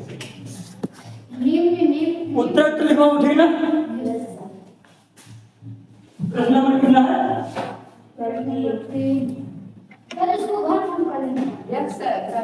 नहीं प्रश्न नंबर 3 सब कुछ लाइन छोड़ कर लेते। एक दो मत को छोड़ के किताब तुम्हारे पास है, किताब पढ़ो, क्वेश्चन आंसर बना लो। हाँ खरीफ फसल लिखा है। जैसा खरीफ की फसल खरीफ फसल खरीफ फसल लिखा है ना, बस क्या देना है? सर खरीफ की फसल उदाहरण देने दो। उदाहरण होना दाल मक्का गेहूं। उदाहरण ना कहाँ से खरीफ की फसल गेहूं मक्का होगा? गेहूं मक्का का अरे बताया और देखो पहले नंबर में है। हाँ उदाहरण बताओ। सरकारी फसल दाल धान मक्का। मक्का। और बताओ और बताओ और बताओ। मैं जैसे बोल रहा हूँ और हाँ अरहर को देते हैं। Yes sir. चलो अरहर ठीक है। मूंगफली सोयाबीन हाँ ठीक है।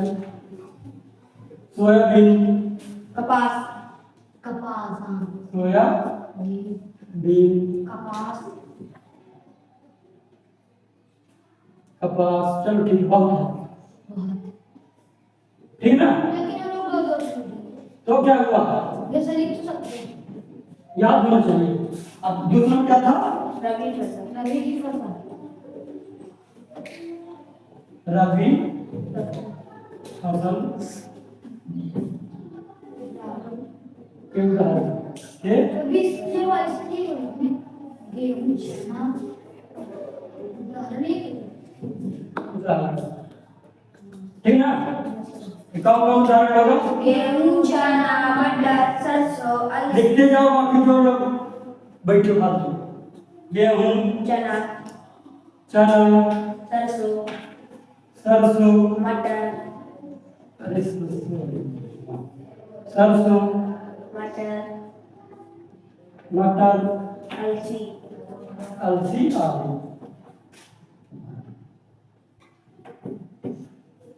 है ना? इसको हमारे हाँ लिख लो जल्दी से। क्वेश्चन लिखते लिखते बिना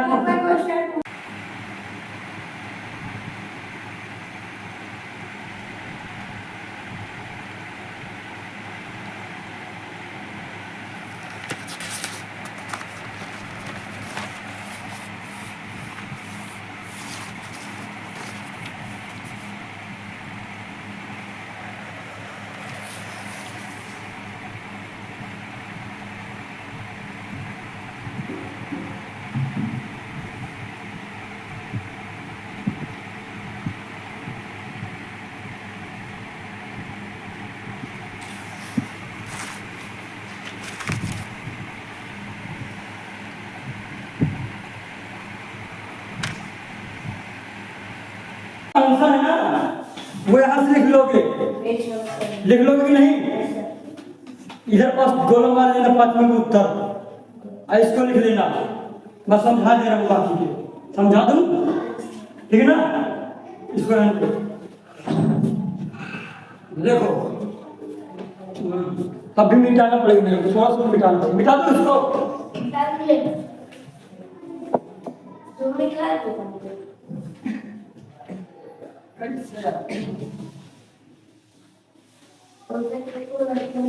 हाँ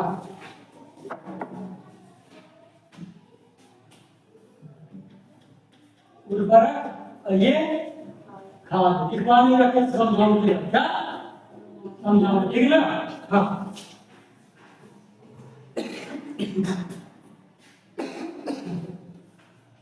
ये क्या मानव निर्मित है, क्या ये? इसको मानव ने बनाया है, इसको भी मानव ने बनाया है, लेकिन प्रकृति रूप से। ये मानव रूप से है, और ये क्या है? जैसे गोबर, प्रकृति के रूप से है।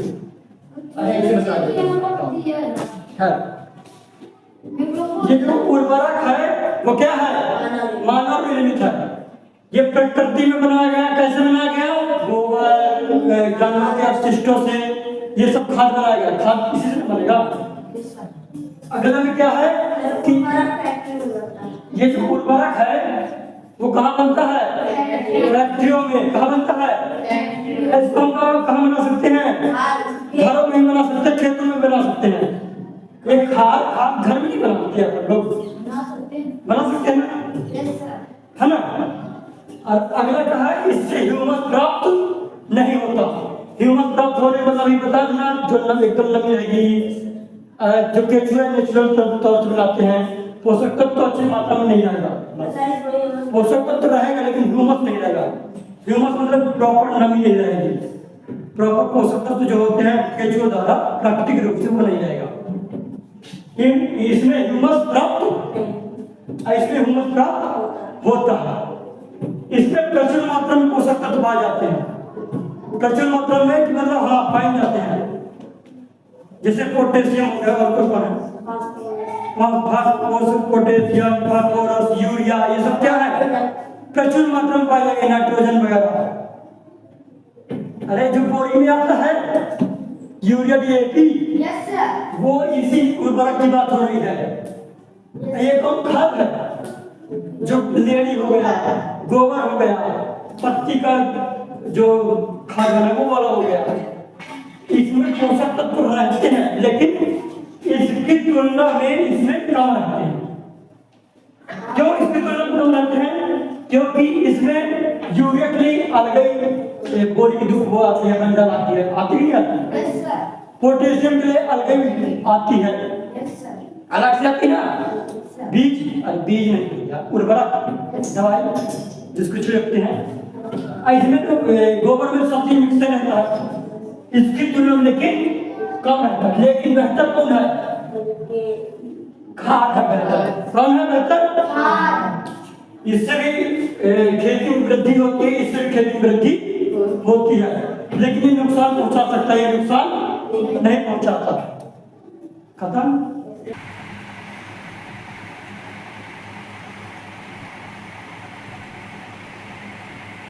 छठ मार चलो लिखो। सर क्वेश्चन हाँ क्वेश्चन हम नहीं लिखूंगा, मतलब मैं नहीं लिखूंगा, ठीक है। क्वेश्चन किताब में पढ़े दे रहा हूँ। वो लिख दे क्वेश्चन छठा में क्या बोल रहा है? सिंचाई किसे कहते हैं? सिंचाई किसे कहते ओ ध्यान से देखो। हैं? जल संरक्षित करने वाली सिंचाई की दो विधियों का वर्णन कीजिए। देखो क्वेश्चन क्या बोला गया है? सबसे पहले क्या बोला गया है? सिंचाई किसे कहते हैं? तो सिंचाई के जानते हो, खेतों में पर्याप्त मात्रा में और उचित समय में जल पानी डालना ही क्या कहलाएगा? सिंचाई कहलाएगा। और सिंचाई संरक्षित बोला है, मतलब जल संरक्षित बोला है। संरक्षित होता मतलब बचाओ। तो हम जल को कैसे बचा सकते हैं? हमें सिंचाई करना है, ऐसी विधियों का उपयोग बताइए कि हम जल को बचा लें और जल सिंचाई भी कर लें। तो किताब में कौन कौन सी विधियां दी गई है? एक तो छिड़काव दिया गया है और ड्रिप तंत्र। और क्या दिया गया है? ड्रिप तंत्र। हाँ दोनों दे दिया है। तो यही लिखा गया है, विस्तार से बताइए। क्या बताया गया है? सर इसमें पूरा विस्तार लिखा। तो हम किताब से नहीं, यही मतलब बताइए किताबें वाले, लेकिन हम यहाँ से करेंगे, ठीक है। तो पहले तो उत्तर नंबर 6। हाँ तो पहले क्या है? सिंचाई परिभाषा है ना। तो सिंचाई क्या कहती है? एक सेकेंड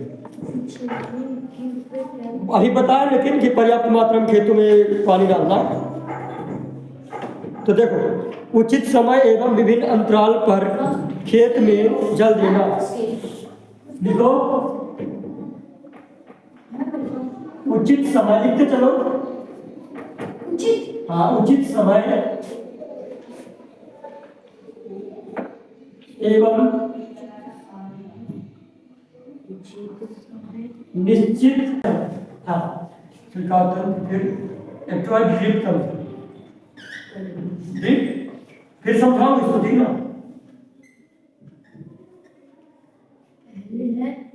तो सबसे पहले तो रुक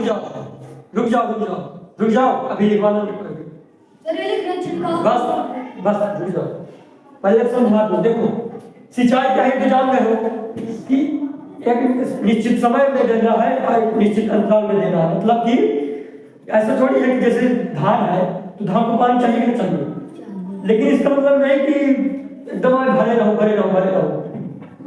थोड़ा बहुत। हाँ अब देखो धान पकने वाली है, अब पानी दिए जा रहे हो, अब कहाँ निकले रहे हो तुम? तो समझा रहा हूँ, कुछ लिख के क्या बन जाओगे? यानी हाँ तो धान अगर पकने वाली है और कोई मतलब ऐसा तो पता नहीं है, अब तो फिर पानी कोई दिए जा रहा है तो धान खराब हो जाएगी। Yes sir. खराब हो जाएगी। Yes sir. इसलिए बोला गया सिंचाई क्या है? एक ठीक उचित समय होना चाहिए, निश्चित अंतराल भी होना चाहिए, है ना। ये नहीं कि धान पकने वाली है कोई पानी डाले पड़ा धान सब मर जाए। अभी देखो ना धान पकने वाली है, अगर पानी बरसता रहेगा धान सड़ जाएगी। पानी भी गिरने वाला है ना, सड़ जाएगी धान। सर चावल में पानी निकल रहा है ना, इतना पानी नहीं चाहिए। अब पकने वाले थोड़ा सूखा होना चाहिए, ये तो हो गया खराब हो जाएगा। चलो ठीक है, मतलब ठीक नहीं है, अभी लिखना नहीं है भैया, अभी समझा रहा हूँ। अब क्या बोला है? अब सिंचाई कर रहे हो आप, तो अब हमें जल को भी बचाना है। अब सब जल को है बचाए, ठीक है। अभी पानी बरसात का मौसम चल रहा है तो पानी चलो ठीक है चल रहा है, लिखना नहीं है हमको देना, समझो क्या बोल रहे। अगर गर्मी के मौसम में पानी कम जाता है ना, यस सर, तब भी फसलों को पानी चाहिए कि नहीं चाहिए? Yes sir. आम का बिरवा है वो पानी चाहिए कि नहीं चाहिए? Yes sir. मतलब छोटा पौधा है उसको पानी चाहिए कि नहीं चाहिए? Yes sir. तो ऐसे पानी अगर गर्मी में उड़े देंगे तो क्या पानी खत्म हो जाएगा? Yes sir. पीने के लिए बचे पानी जल्दी। No sir. या फिर ऐसी जगह पर जैसे राजस्थान का एरिया, राजस्थान में ज्यादातर सूखा रहता है। Yes sir. इसमें राजस्थान होगा, हाँ थोड़ा सूखा एरिया जैसे, तो वहाँ पानी थोड़ा नीचे रहता है, पानी कम रहता है। तो वहाँ अब हमें फसल उगाने के लिए उगानी, सब्जी उब्जी उगाने के लिए उगानी। Yes sir. तो हम जब जल को बचाएंगे तब ना पानी सिंचाई करेंगे। Yes sir. तो हमें ऐसी विधियां बतानी है जिससे हम जल को बचा भी ले, अच्छी सिंचाई भी कर ले। तो उसकी दो विधियां हैं, उसकी दो मिनट। कौन को? छिड़काव तंत्र और ड्रिप तंत्र। छिड़काव तंत्र पहले जान लो, ऐसा कुछ बनाना ही नहीं है, मतलब समझा रहा हूँ। छिड़काव तंत्र में होता क्या है, ये मान लो मोटर लगी है, मान लो ये मोटर लगी है ना, समरसीबल वाली, कोई भी वाली या फिर एक वाली मोटर देख लो हमारे घर में है ना, एक तो जो कुएं बाहर लगा रखे हो। यस सर, है ना? यस सर रहती है। Yes sir. चाहिए वाली मोटर तो नई वाली मोटर बताओ, ठीक है? समझ गए? सर थोड़ा सा मोबाइल टेस्ट दे दीजिए, उससे चल लेगा। जल्दी नहीं मिलता, लेकिन देखो वो तो ठीक है, लेकिन मेरे को जल्दी चाहिए वाला, क्योंकि ऐसा हाँ ठीक है। तो मान चलो पानी आ रहा है, पानी मान चलो क्या पानी आ आता ही है। Yes sir. यहाँ लाइट और लगी नहीं है, समझ लो सभी तार और फंसाई है, ऐसा मोटर चल रही है, ठीक है? ये पानी नीचे है, इधर बोरवेल है ना, बोरवेल नहीं तो पानी भर रहा है, ये मोटर चला। Yes sir. अब छिड़काव तंत्र में होता क्या है, ये पाइप लगे रहते हैं बहुत सारे, ये मतलब बहुत सारे पाइप बिछा रहता है। Yes sir. सर इससे छींटे रहते हैं। तो इधर ही बहुत से नोजल लगे रहते हैं, क्या लगे रहते हैं? Yes sir. नोजल लगे रहते हैं। सर ये लोग सर यहाँ लगाए रहते हैं। हाँ बटन में देखे हो कहीं यस पर? सर। यस सर इस साइड में सर। हाँ फुटबॉल जैसे देखा करता है, देखे हो ये वाला? अगर रजित देखो सही, हाँ तो अगर आसपास नहीं देखो तो कहीं गए हो मामा के यहाँ गाय से कहीं भी, तो ऐसे मोटर चलती रहती है, अब बहुत सारे ऐसे लगे रहते हैं पाइप के नीचे नोजल होते यस सर। Yes sir. फिर जब पानी आएगा, पानी इधर आएगा तो क्या होगा, इस साइड सर। गोल को फिरेगा और फब्बार ये सब देखेगा, यस सर। लगे कि पानी भी गिर रहा है, यस सर। लगता है पानी बरस रहा है। तो ये वाला छिड़काव तंत्र समझ गए? Yes sir. छिड़काव तंत्र समझ गए ना? तो इसी तरह अभी चित्र पे ध्यान दे दो, बस अपने दिमाग में वाला चित्र बनाओ जो देखे हो। Yes sir. अभी इधर भी चित्र बना होगा, अभी देखते हैं वाला ड्रिप तंत्र वाला। तो ड्रिप तंत्र वाला क्या होता है, जैसे ये पौधा, जैसे ये इसको, लेकिन इसको और इसको उपयोग कहाँ किया जाता है, इसका उपयोग कहाँ किया जाता है? पहले देखो, इसका उपयोग पता कहाँ किया जाता है, जहाँ सूखा पड़ता हो, ज्यादा पानी आना हो, जहाँ असमतल भूमि हो। असमतल भूमि मतलब जैसे इस तरह, यहाँ ऊंचा हो, यहाँ थोड़ा सा इस तरह हो। तो जब छिड़काव तंत्र का उपयोग करेंगे तो पाइप किस पे बिछा रहता है, बिछा रहता है ना, तो पाइप से पानी जाएगा तो यहाँ भी फव्वारा मारेगा तो यहाँ जाएगा, यहाँ भी फव्वारा मारेगा तो यहाँ जाएगा। लेकिन आप अगर डायरेक्ट वाला मोटर बिछाते तो इधर पानी जाता तो डायरेक्ट यहाँ पर जाता है पानी। Yes sir. इनको फायदा होता पौधों को ना होता। तो हम किसका उपयोग कर रहे हैं, छिड़काव तंत्र का। छिड़काव तंत्र का उपयोग कहाँ किया जाता है, जहाँ सूखा हो, जहाँ असमतल भूमि हो। हम असमतल मतलब ढल चढ़ बिता दो, याद भी होना चाहिए सभी, बना है ना, लेकिन समझाना तो काम है मेरा ना। अभी इसको देखो, ये ड्रिप तंत्र को, जैसे ये पौधा, जैसे ये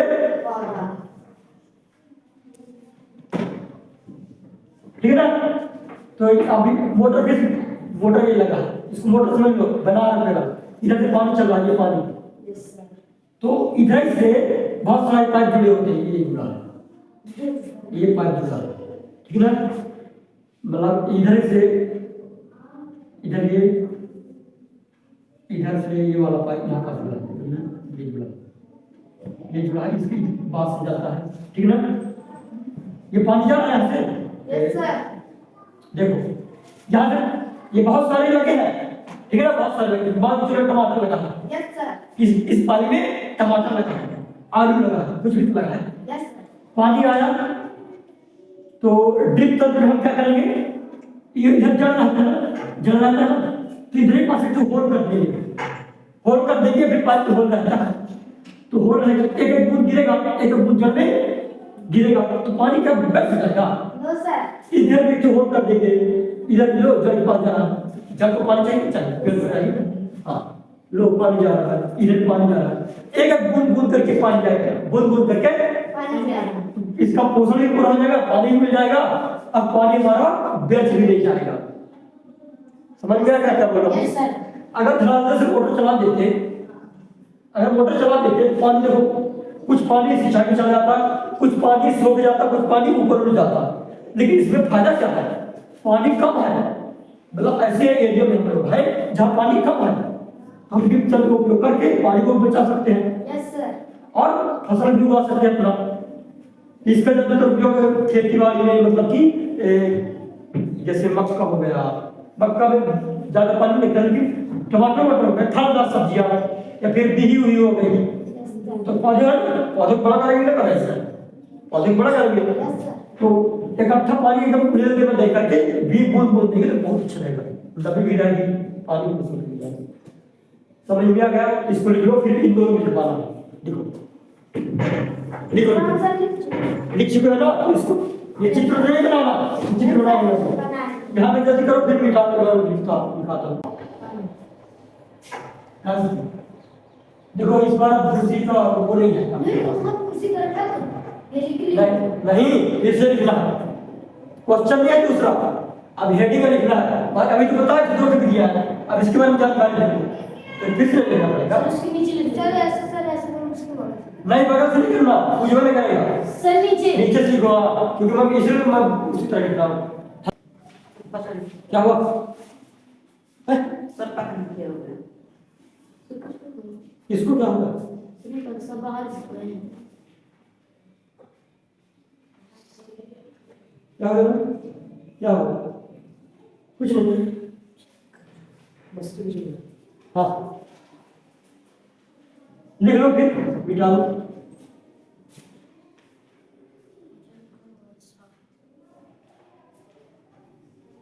बड़ा है ना?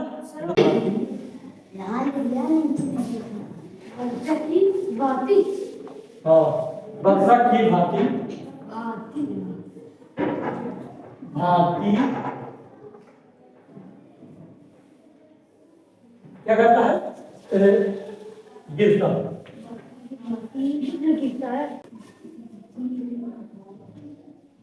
छिड़काव करता है।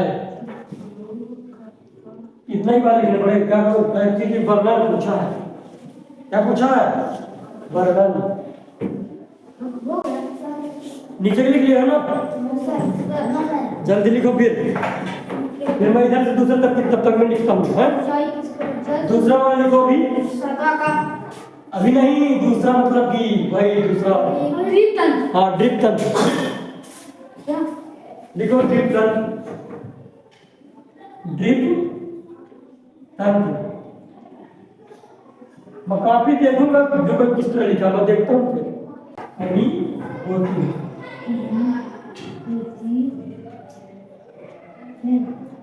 हाँ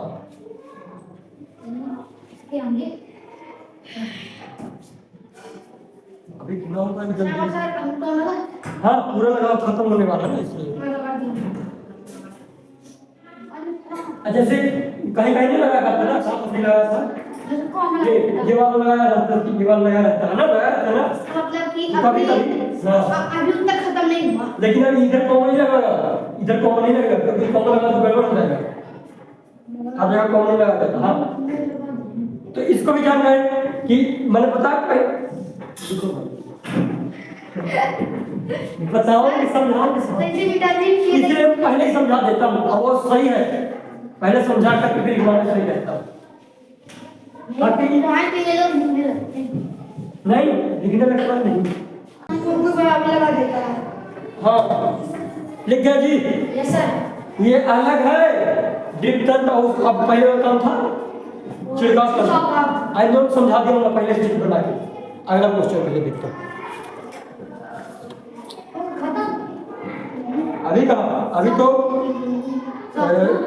यदि, हाँ सपना, यदि गेहूं को खरीफ ऋतु में उगाया जाए तो क्या होगा? अच्छा तुम ही बताओ क्या होगा खरीफ ऋतु में उगाया जाए तो? अच्छा खरीफ ऋतु पहले जान लो, खरीफ ऋतु मतलब वर्षा वाली। हाँ अब ये सोचो, गेहूं को अगर बरसात के मौसम में लगाएंगे तो क्या होगा? बताओ बताओ। बताओ गेहूं को अगर अब लगा दे धान के मौसम में तो क्या होगा बताओ गेहूं का?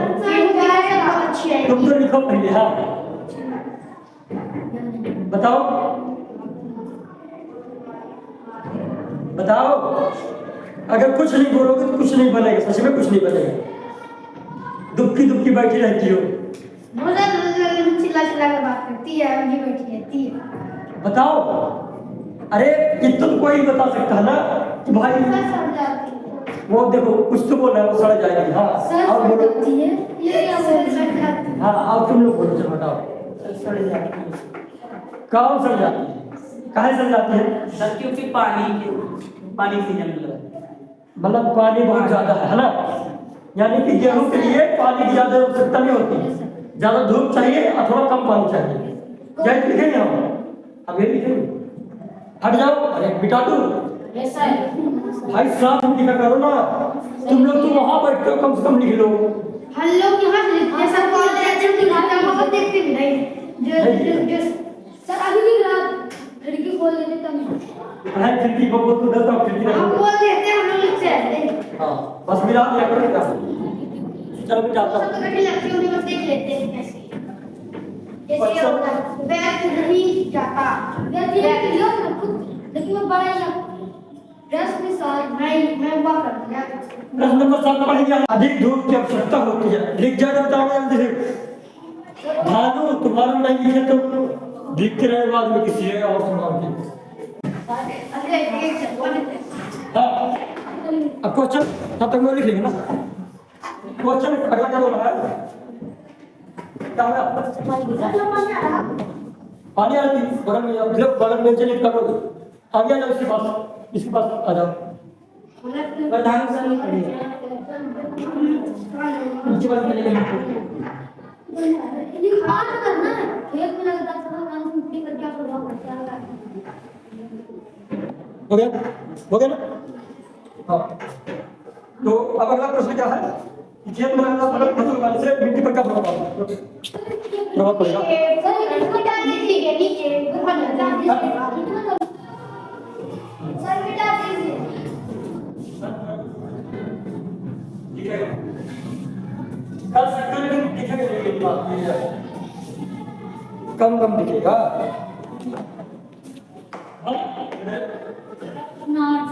पहले भी देख लो, पहले सुन लो। प्रश्न नंबर 8 में आया तो प्रश्न नंबर 8 में क्या बोल रहा है? खेत में लगातार फसल उगाने से मिट्टी पर क्या प्रभाव? हाँ व्याख्या। ये व्याख्या मतलब बहुत बड़ा उत्तर है। चलो खेत है, ठीक ना? ये खेत की जुताई कर दी, खेत की जुताई तो हो गई। अभी बोल रहा है लगातार इस खेत में हम फसल उगाते नहीं, तो इस पर क्या प्रभाव पड़ेगा? अब अच्छा एग्जाम्पल में बता, समझ लो। ये टंकी है, टंकी नहीं, ये वहाँ टंकी वाला मत समझ पाओगे। भंडारा है, भंडारा क्या है? अच्छा वाला भंडारा ले, इधर का से डोडू है, जैसे 5 चीज है, 5 ठीक ना? जैसे बहुत सी इधर लड्डू है, इधर पूरी है, सब्जी है। भंडारा फिर कहीं शादी कराती है वो, ये कुछ भी समझ सकते हो। खीर सेवइया है, पोहा है ना? चाउमीन है, चाउमीन समोसा सब है बहुत, ठीक है ना? आप ये बताओ, जब पहले इधर आएगा, बहुत आदमी है, मतलब बहुत सारे आदमी है ना? पहली बार आए तो इधर से कोई, अब हर आदमी को अलग अलग चीज पसंद होता नहीं होता, किसको किसी की ज्यादा समझिया अच्छी लगती है, उसमें जैसे ये खा कोई चाउमीन खा ले, चाउमीन मतलब जरूरी है। हालांकि पूरी भी खाएगा, दाल भी खाएगा, सब्जी भी खाएगा ना, लेकिन चाउमीन भी खाएगा, रसगुल्ला खा रहा। अब धीरे धीरे कम होंगे ना होंगे।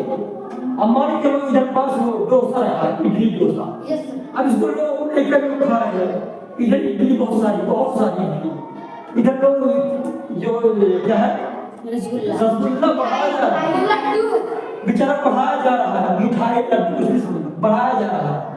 अब अगली बार पंगत आएगी, रस नहीं मिला, जो वर्कर है बेचारे बना रहे खाना उनको रस नहीं मिला, अगली बार 200 और पंगत आई, 200 और खा लिया गया, ले वो बढ़ाया जा रहा है, वो भी बढ़ा जाएगी और बढ़ा जाएगा। अभी भी थोड़ा बहुत है, थोड़ा बहुत अभी भी है। अब लोग 30 पंगत आ गई तो बेचारे को पिछले में बात है ये टांगे डोसे मिल गया, उनको डोसे मिल गया। अब पूरी बेचारी खत्म हो गई, फिर थोड़ी बहुत बच्चे पुराना चुका है का सुखा दाल वाल जैसे चिपकी बची है, सब्जी दाल चावल। अब देखो ये दाल और खाना और कुछ नहीं है। अब बता दे मेरे जाए जो आए थे आपके घर, जो खाना खाने आए थे, उनको समझ लो पौधे, उनको समझ लो पौधे। समझने भाषा है ना, समझ लो नहीं करना, इसको बता दो उनको समझ लो पौधे, ठीक है। और ये जो भोजन है तो ये इनके खाद है, यानी पेड़ों क्या है ये खाद, ये खाने की या फिर पोषण तत्व, ठीक है ना। तो सोचो जब बारात में ये लोग खाना खाने आ रहे थे, ये भंडारा सब निपटा दिए और थोड़ी बहुत बचा, अब बेचारे जब और लोग आए तो उनको कुछ बचना था, बचा उनको कुछ थोड़ा बहुत बचा तो बेचारे काम चला रहे। तो जब सोचिए यहाँ काम नहीं चल रहा तो यहाँ लगातार फसल उगाएंगे कि ये जो मिट्टी में पोषक तत्व है वो क्या रहे आएंगे, धीरे खत्म हो जाएंगे, ना हो जाएंगे। अब समझ में आया, लगातार फसल उगाने से क्या हो जाएगा, लगातार फसल उगाने से पोषक तत्व की कमी हो जाएगी, और जब पोषक तत्व की कमी हो जाएगी तो ऊपर पेड़ जल्दी से दबन पाएगा। इसीलिए जब तो हम खेती को अदल बदल करेंगे या फिर एक समय के बाद खेती करना बंद कर, मतलब कि एक सीजन ना खेती कोई कभी देखते हो ना पर्यावरण के लिए छोड़ देता है, ये चावल नहीं लगा ऐसे खाली छोड़ा होगा, छूटा हुआ ना कहा छूटा है, क्योंकि किसान जानते हो छोड़ना जरूरी है। पहले पर छोटा था तो सोचता था कि फसल लगाने से कितना बेहतर होता है, लेकिन आज पढ़ने के बाद पता चल रहा है कि क्या छोड़ते हैं खाद छुट्टी हो जाती है, होने से छुट्टी आगे समझ में आ गया। अपने को गला फाड़ने का कोई मतलब निकलना चाहिए। हाँ आज मैं गला फाड़ रहा हूँ, तुम लोग अगर नहीं बताओगे ना तो जिस दिन लाठी ठीक है। चलो सर स्कूल में पटली जैसे धनी एकदम जय तो चलो अच्छे से देख ही लेते हैं, पहले एक बार पढ़ लेता हूँ। खेतों में लगातार फसल उगाने से मिट्टी में पोषक तत्वों की कमी हो जाती है। लिखो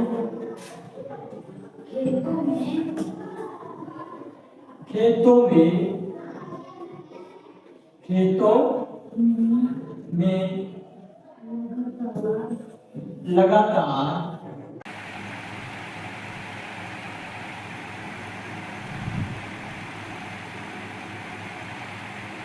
नौवां क्या है ना? Yes sir. तो नौवां प्रश्न ये है, किताब है अपनी।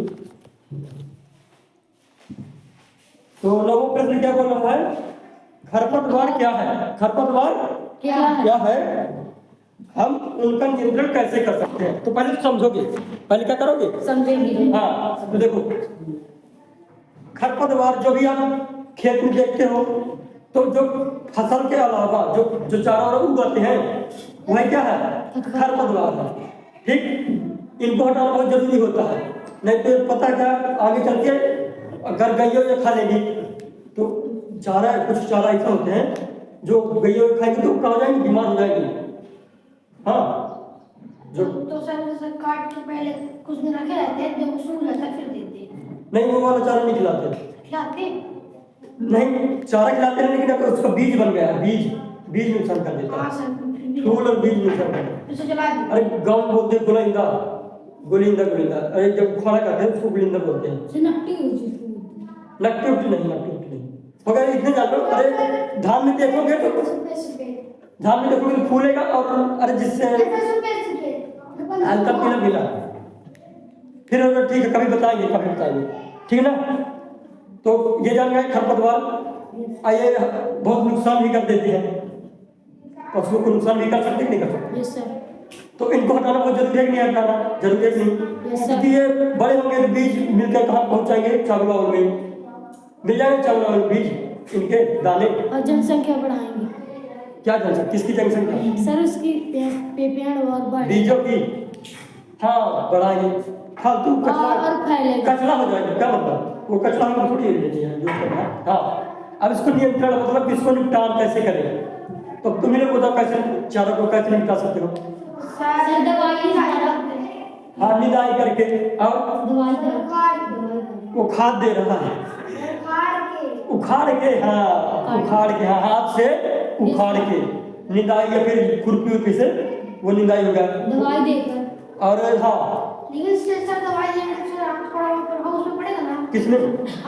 फसल में थोड़ा पड़ता है, ज्यादा नहीं पड़ता, थोड़ा पड़ता है। अगर अगर अगर बहुत देर तक पड़ा रहेगा, बताया कि अगर कीटनाशक बहुत देर तक समय तक रहा आया तो वह भी नुकसान कर सकता है, बताया था आज से पहले भी।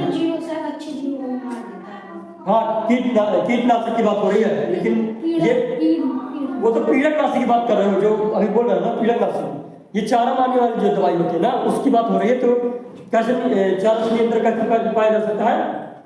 दवाई डालकर, चारा मारने वाली दवाई डालकर। तो इसको लिखिए आप,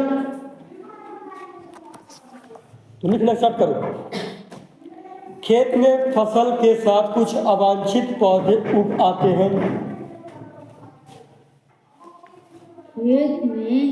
खेत में फसलों के फसल के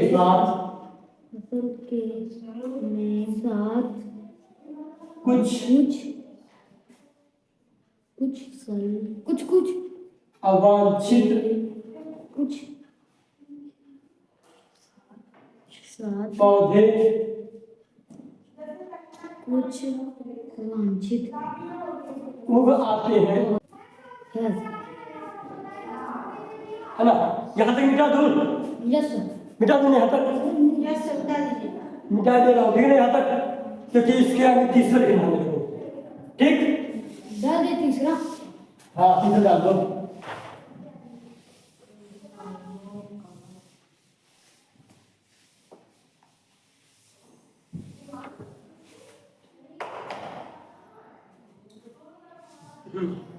हाँ फूल, चलो फूल फूल सर लिख दीजिए। फूल लिख रहे हो? हाँ फूल एवं नंबर तीसरा है, वो देखो अच्छी कर दिया, इसका मतलब अच्छा है। हाँ फूल एवं लिख जाइए। बीज, फूल एवं बीज भी आएगा नहीं, बस ये लास्ट है। अब इसको लिख लो फिर पूरा मिटा दो। चलो गया। नीचे वाले मिटा दो। हाँ सर। तुम नीचे कॉपी अलग से बनाना उसमें, जिस तरह लिखा हो ना अच्छे से उस तरह लिखा होना चाहिए। Yes sir. ये नहीं, ये तो आसान सर, ये जो बॉक्स नीचे है हाँ। इनकी सही खेती कर देनी है। हाँ छठ हो जाए।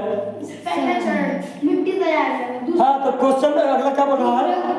बोला निम्न बॉक्स को सही क्रम में एक पढ़ने की गन्ने की फसल। हाँ पढ़ो।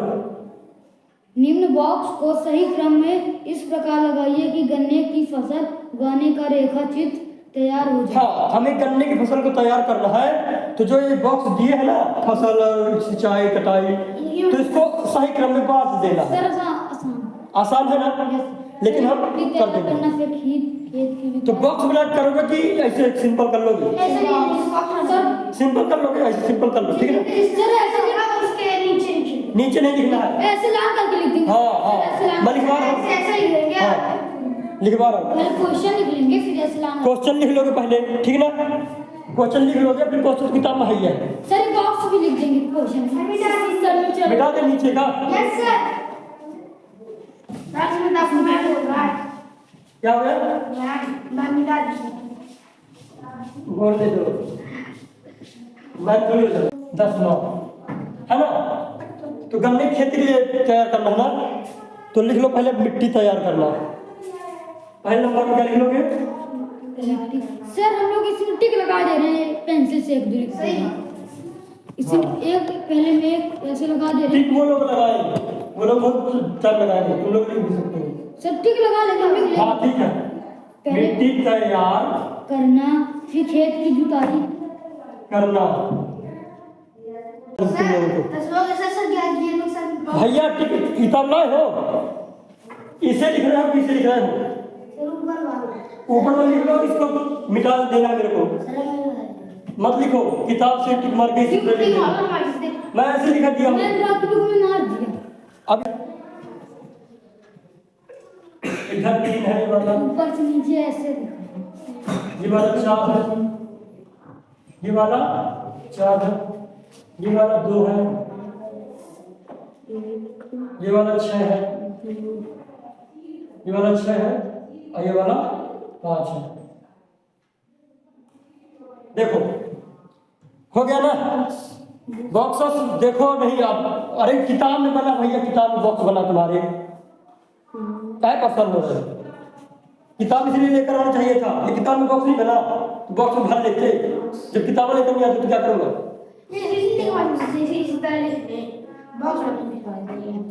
देखो ऊपर से नीचे जाना है, तो अब तुम लोग को बताना है हमें ऊपर से कहाँ से, ऊपर से नीचे आना।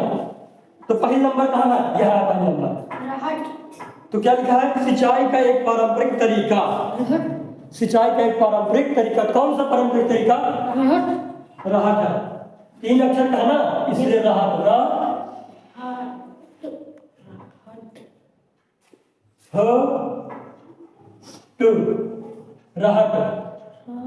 फिर दूसरा नंबर लिखा बड़े पैमाने पर।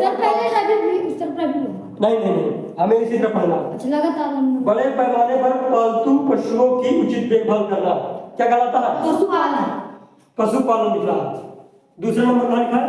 उधर ये है, इधर लिख रहे पशु, पशु पालन। हो गया ये पशुपालन, है ना। अब तीसरा नंबर देखो, फसल जिन्हें वर्षा ऋतु में बोया जाता है, क्या कहते हैं? तीसरा नंबर कहाँ है? ये है। तो लिख के खरीद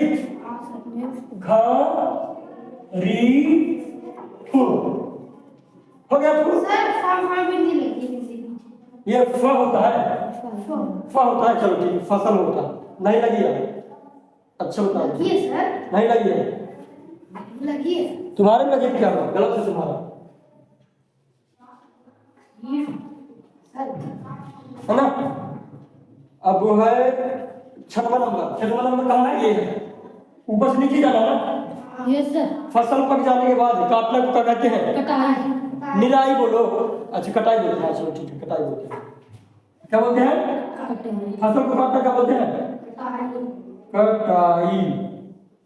चलो कटाई। अब आते हैं बाएं से दाएं की ओर। बाएं से दाएं ओर, या बाएं है दाहिने ओर जाना, बाएं से दाएं ओर। तो पहला नंबर देखो, पहला नंबर कहाँ है? काली को शीत ऋतु में उगाई जाने वाली फसलें क्या कही जाती हैं? रबी की फसलें। ये रबी हो जाएगा? Yes sir. बड़ी रबी फसल में। हाँ फिर देखो अब चौथा नंबर कहाँ है? चौथा नंबर ये है, बाएं से दाएं जाना है।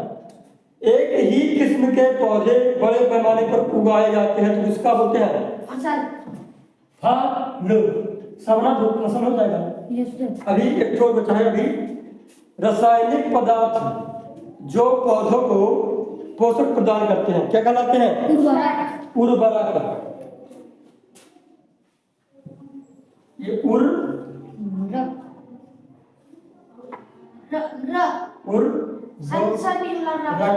हाँ उर्वरक हो गया। उर्वरक। अब खरपतवार हटाने की प्रक्रिया क्या कहलाती है? ये कितना नंबर है? 7वां नंबर। 7वां नंबर है ये। ये नी राई, चाय में फिर लो चाय माई निराई। खैर, तो इसको लिखने की जरूरत नहीं है रजित, बॉक्स में बना लेना। मैं इसे बताया हूं किस तरह किया जाता है। अब आप लोग ऐसे कर सकते हो कि जज आसानी के लिए कि इसको करने के बाद रवि अपनी कर सकते, जरूर नहीं पेपर ये इसी तरह आएगा लेकिन आ सकता है। तो अब मिटा दे। Yes sir. अब कुछ प्रश्न उत्तर कराना क्या है? प्रश्न उत्तर कराया कि हो गया? अब सर पार्ट करवाना है। वैसे है प्रश्न उत्तर, बताओ। पार्ट 2 आ गया। अभी प्रश्न उत्तर है वो जो कट गया जो मैंने नहीं कराया था, सर। अच्छा जो मैंने नहीं कराया था। पार्ट संबंधित बात संबंधित कारण लिखा है, धान को शीत ऋतु में क्यों नहीं बोना चाहिए? धान को शीत ऋतु में क्यों नहीं बोना चाहिए? या फिर कभी खेत कभी खाली नहीं छोड़ा जाता, कराया ही लगता है। चलो 2 पार्ट में जाए, अब अध्याय 2 क्लोज करें। Yes sir. चलो मत लिखो रजित मत लिखो, टाइम बर्बाद नहीं करो, अध्याय 2। बस बताओ कि कैसे करना। हो गया। Yes sir. पाठ का क्या नाम है? अध्याय कितना है? 2 सूक्ष्म जीव मित्र एवं शत्रु। सूक्ष्म जीव।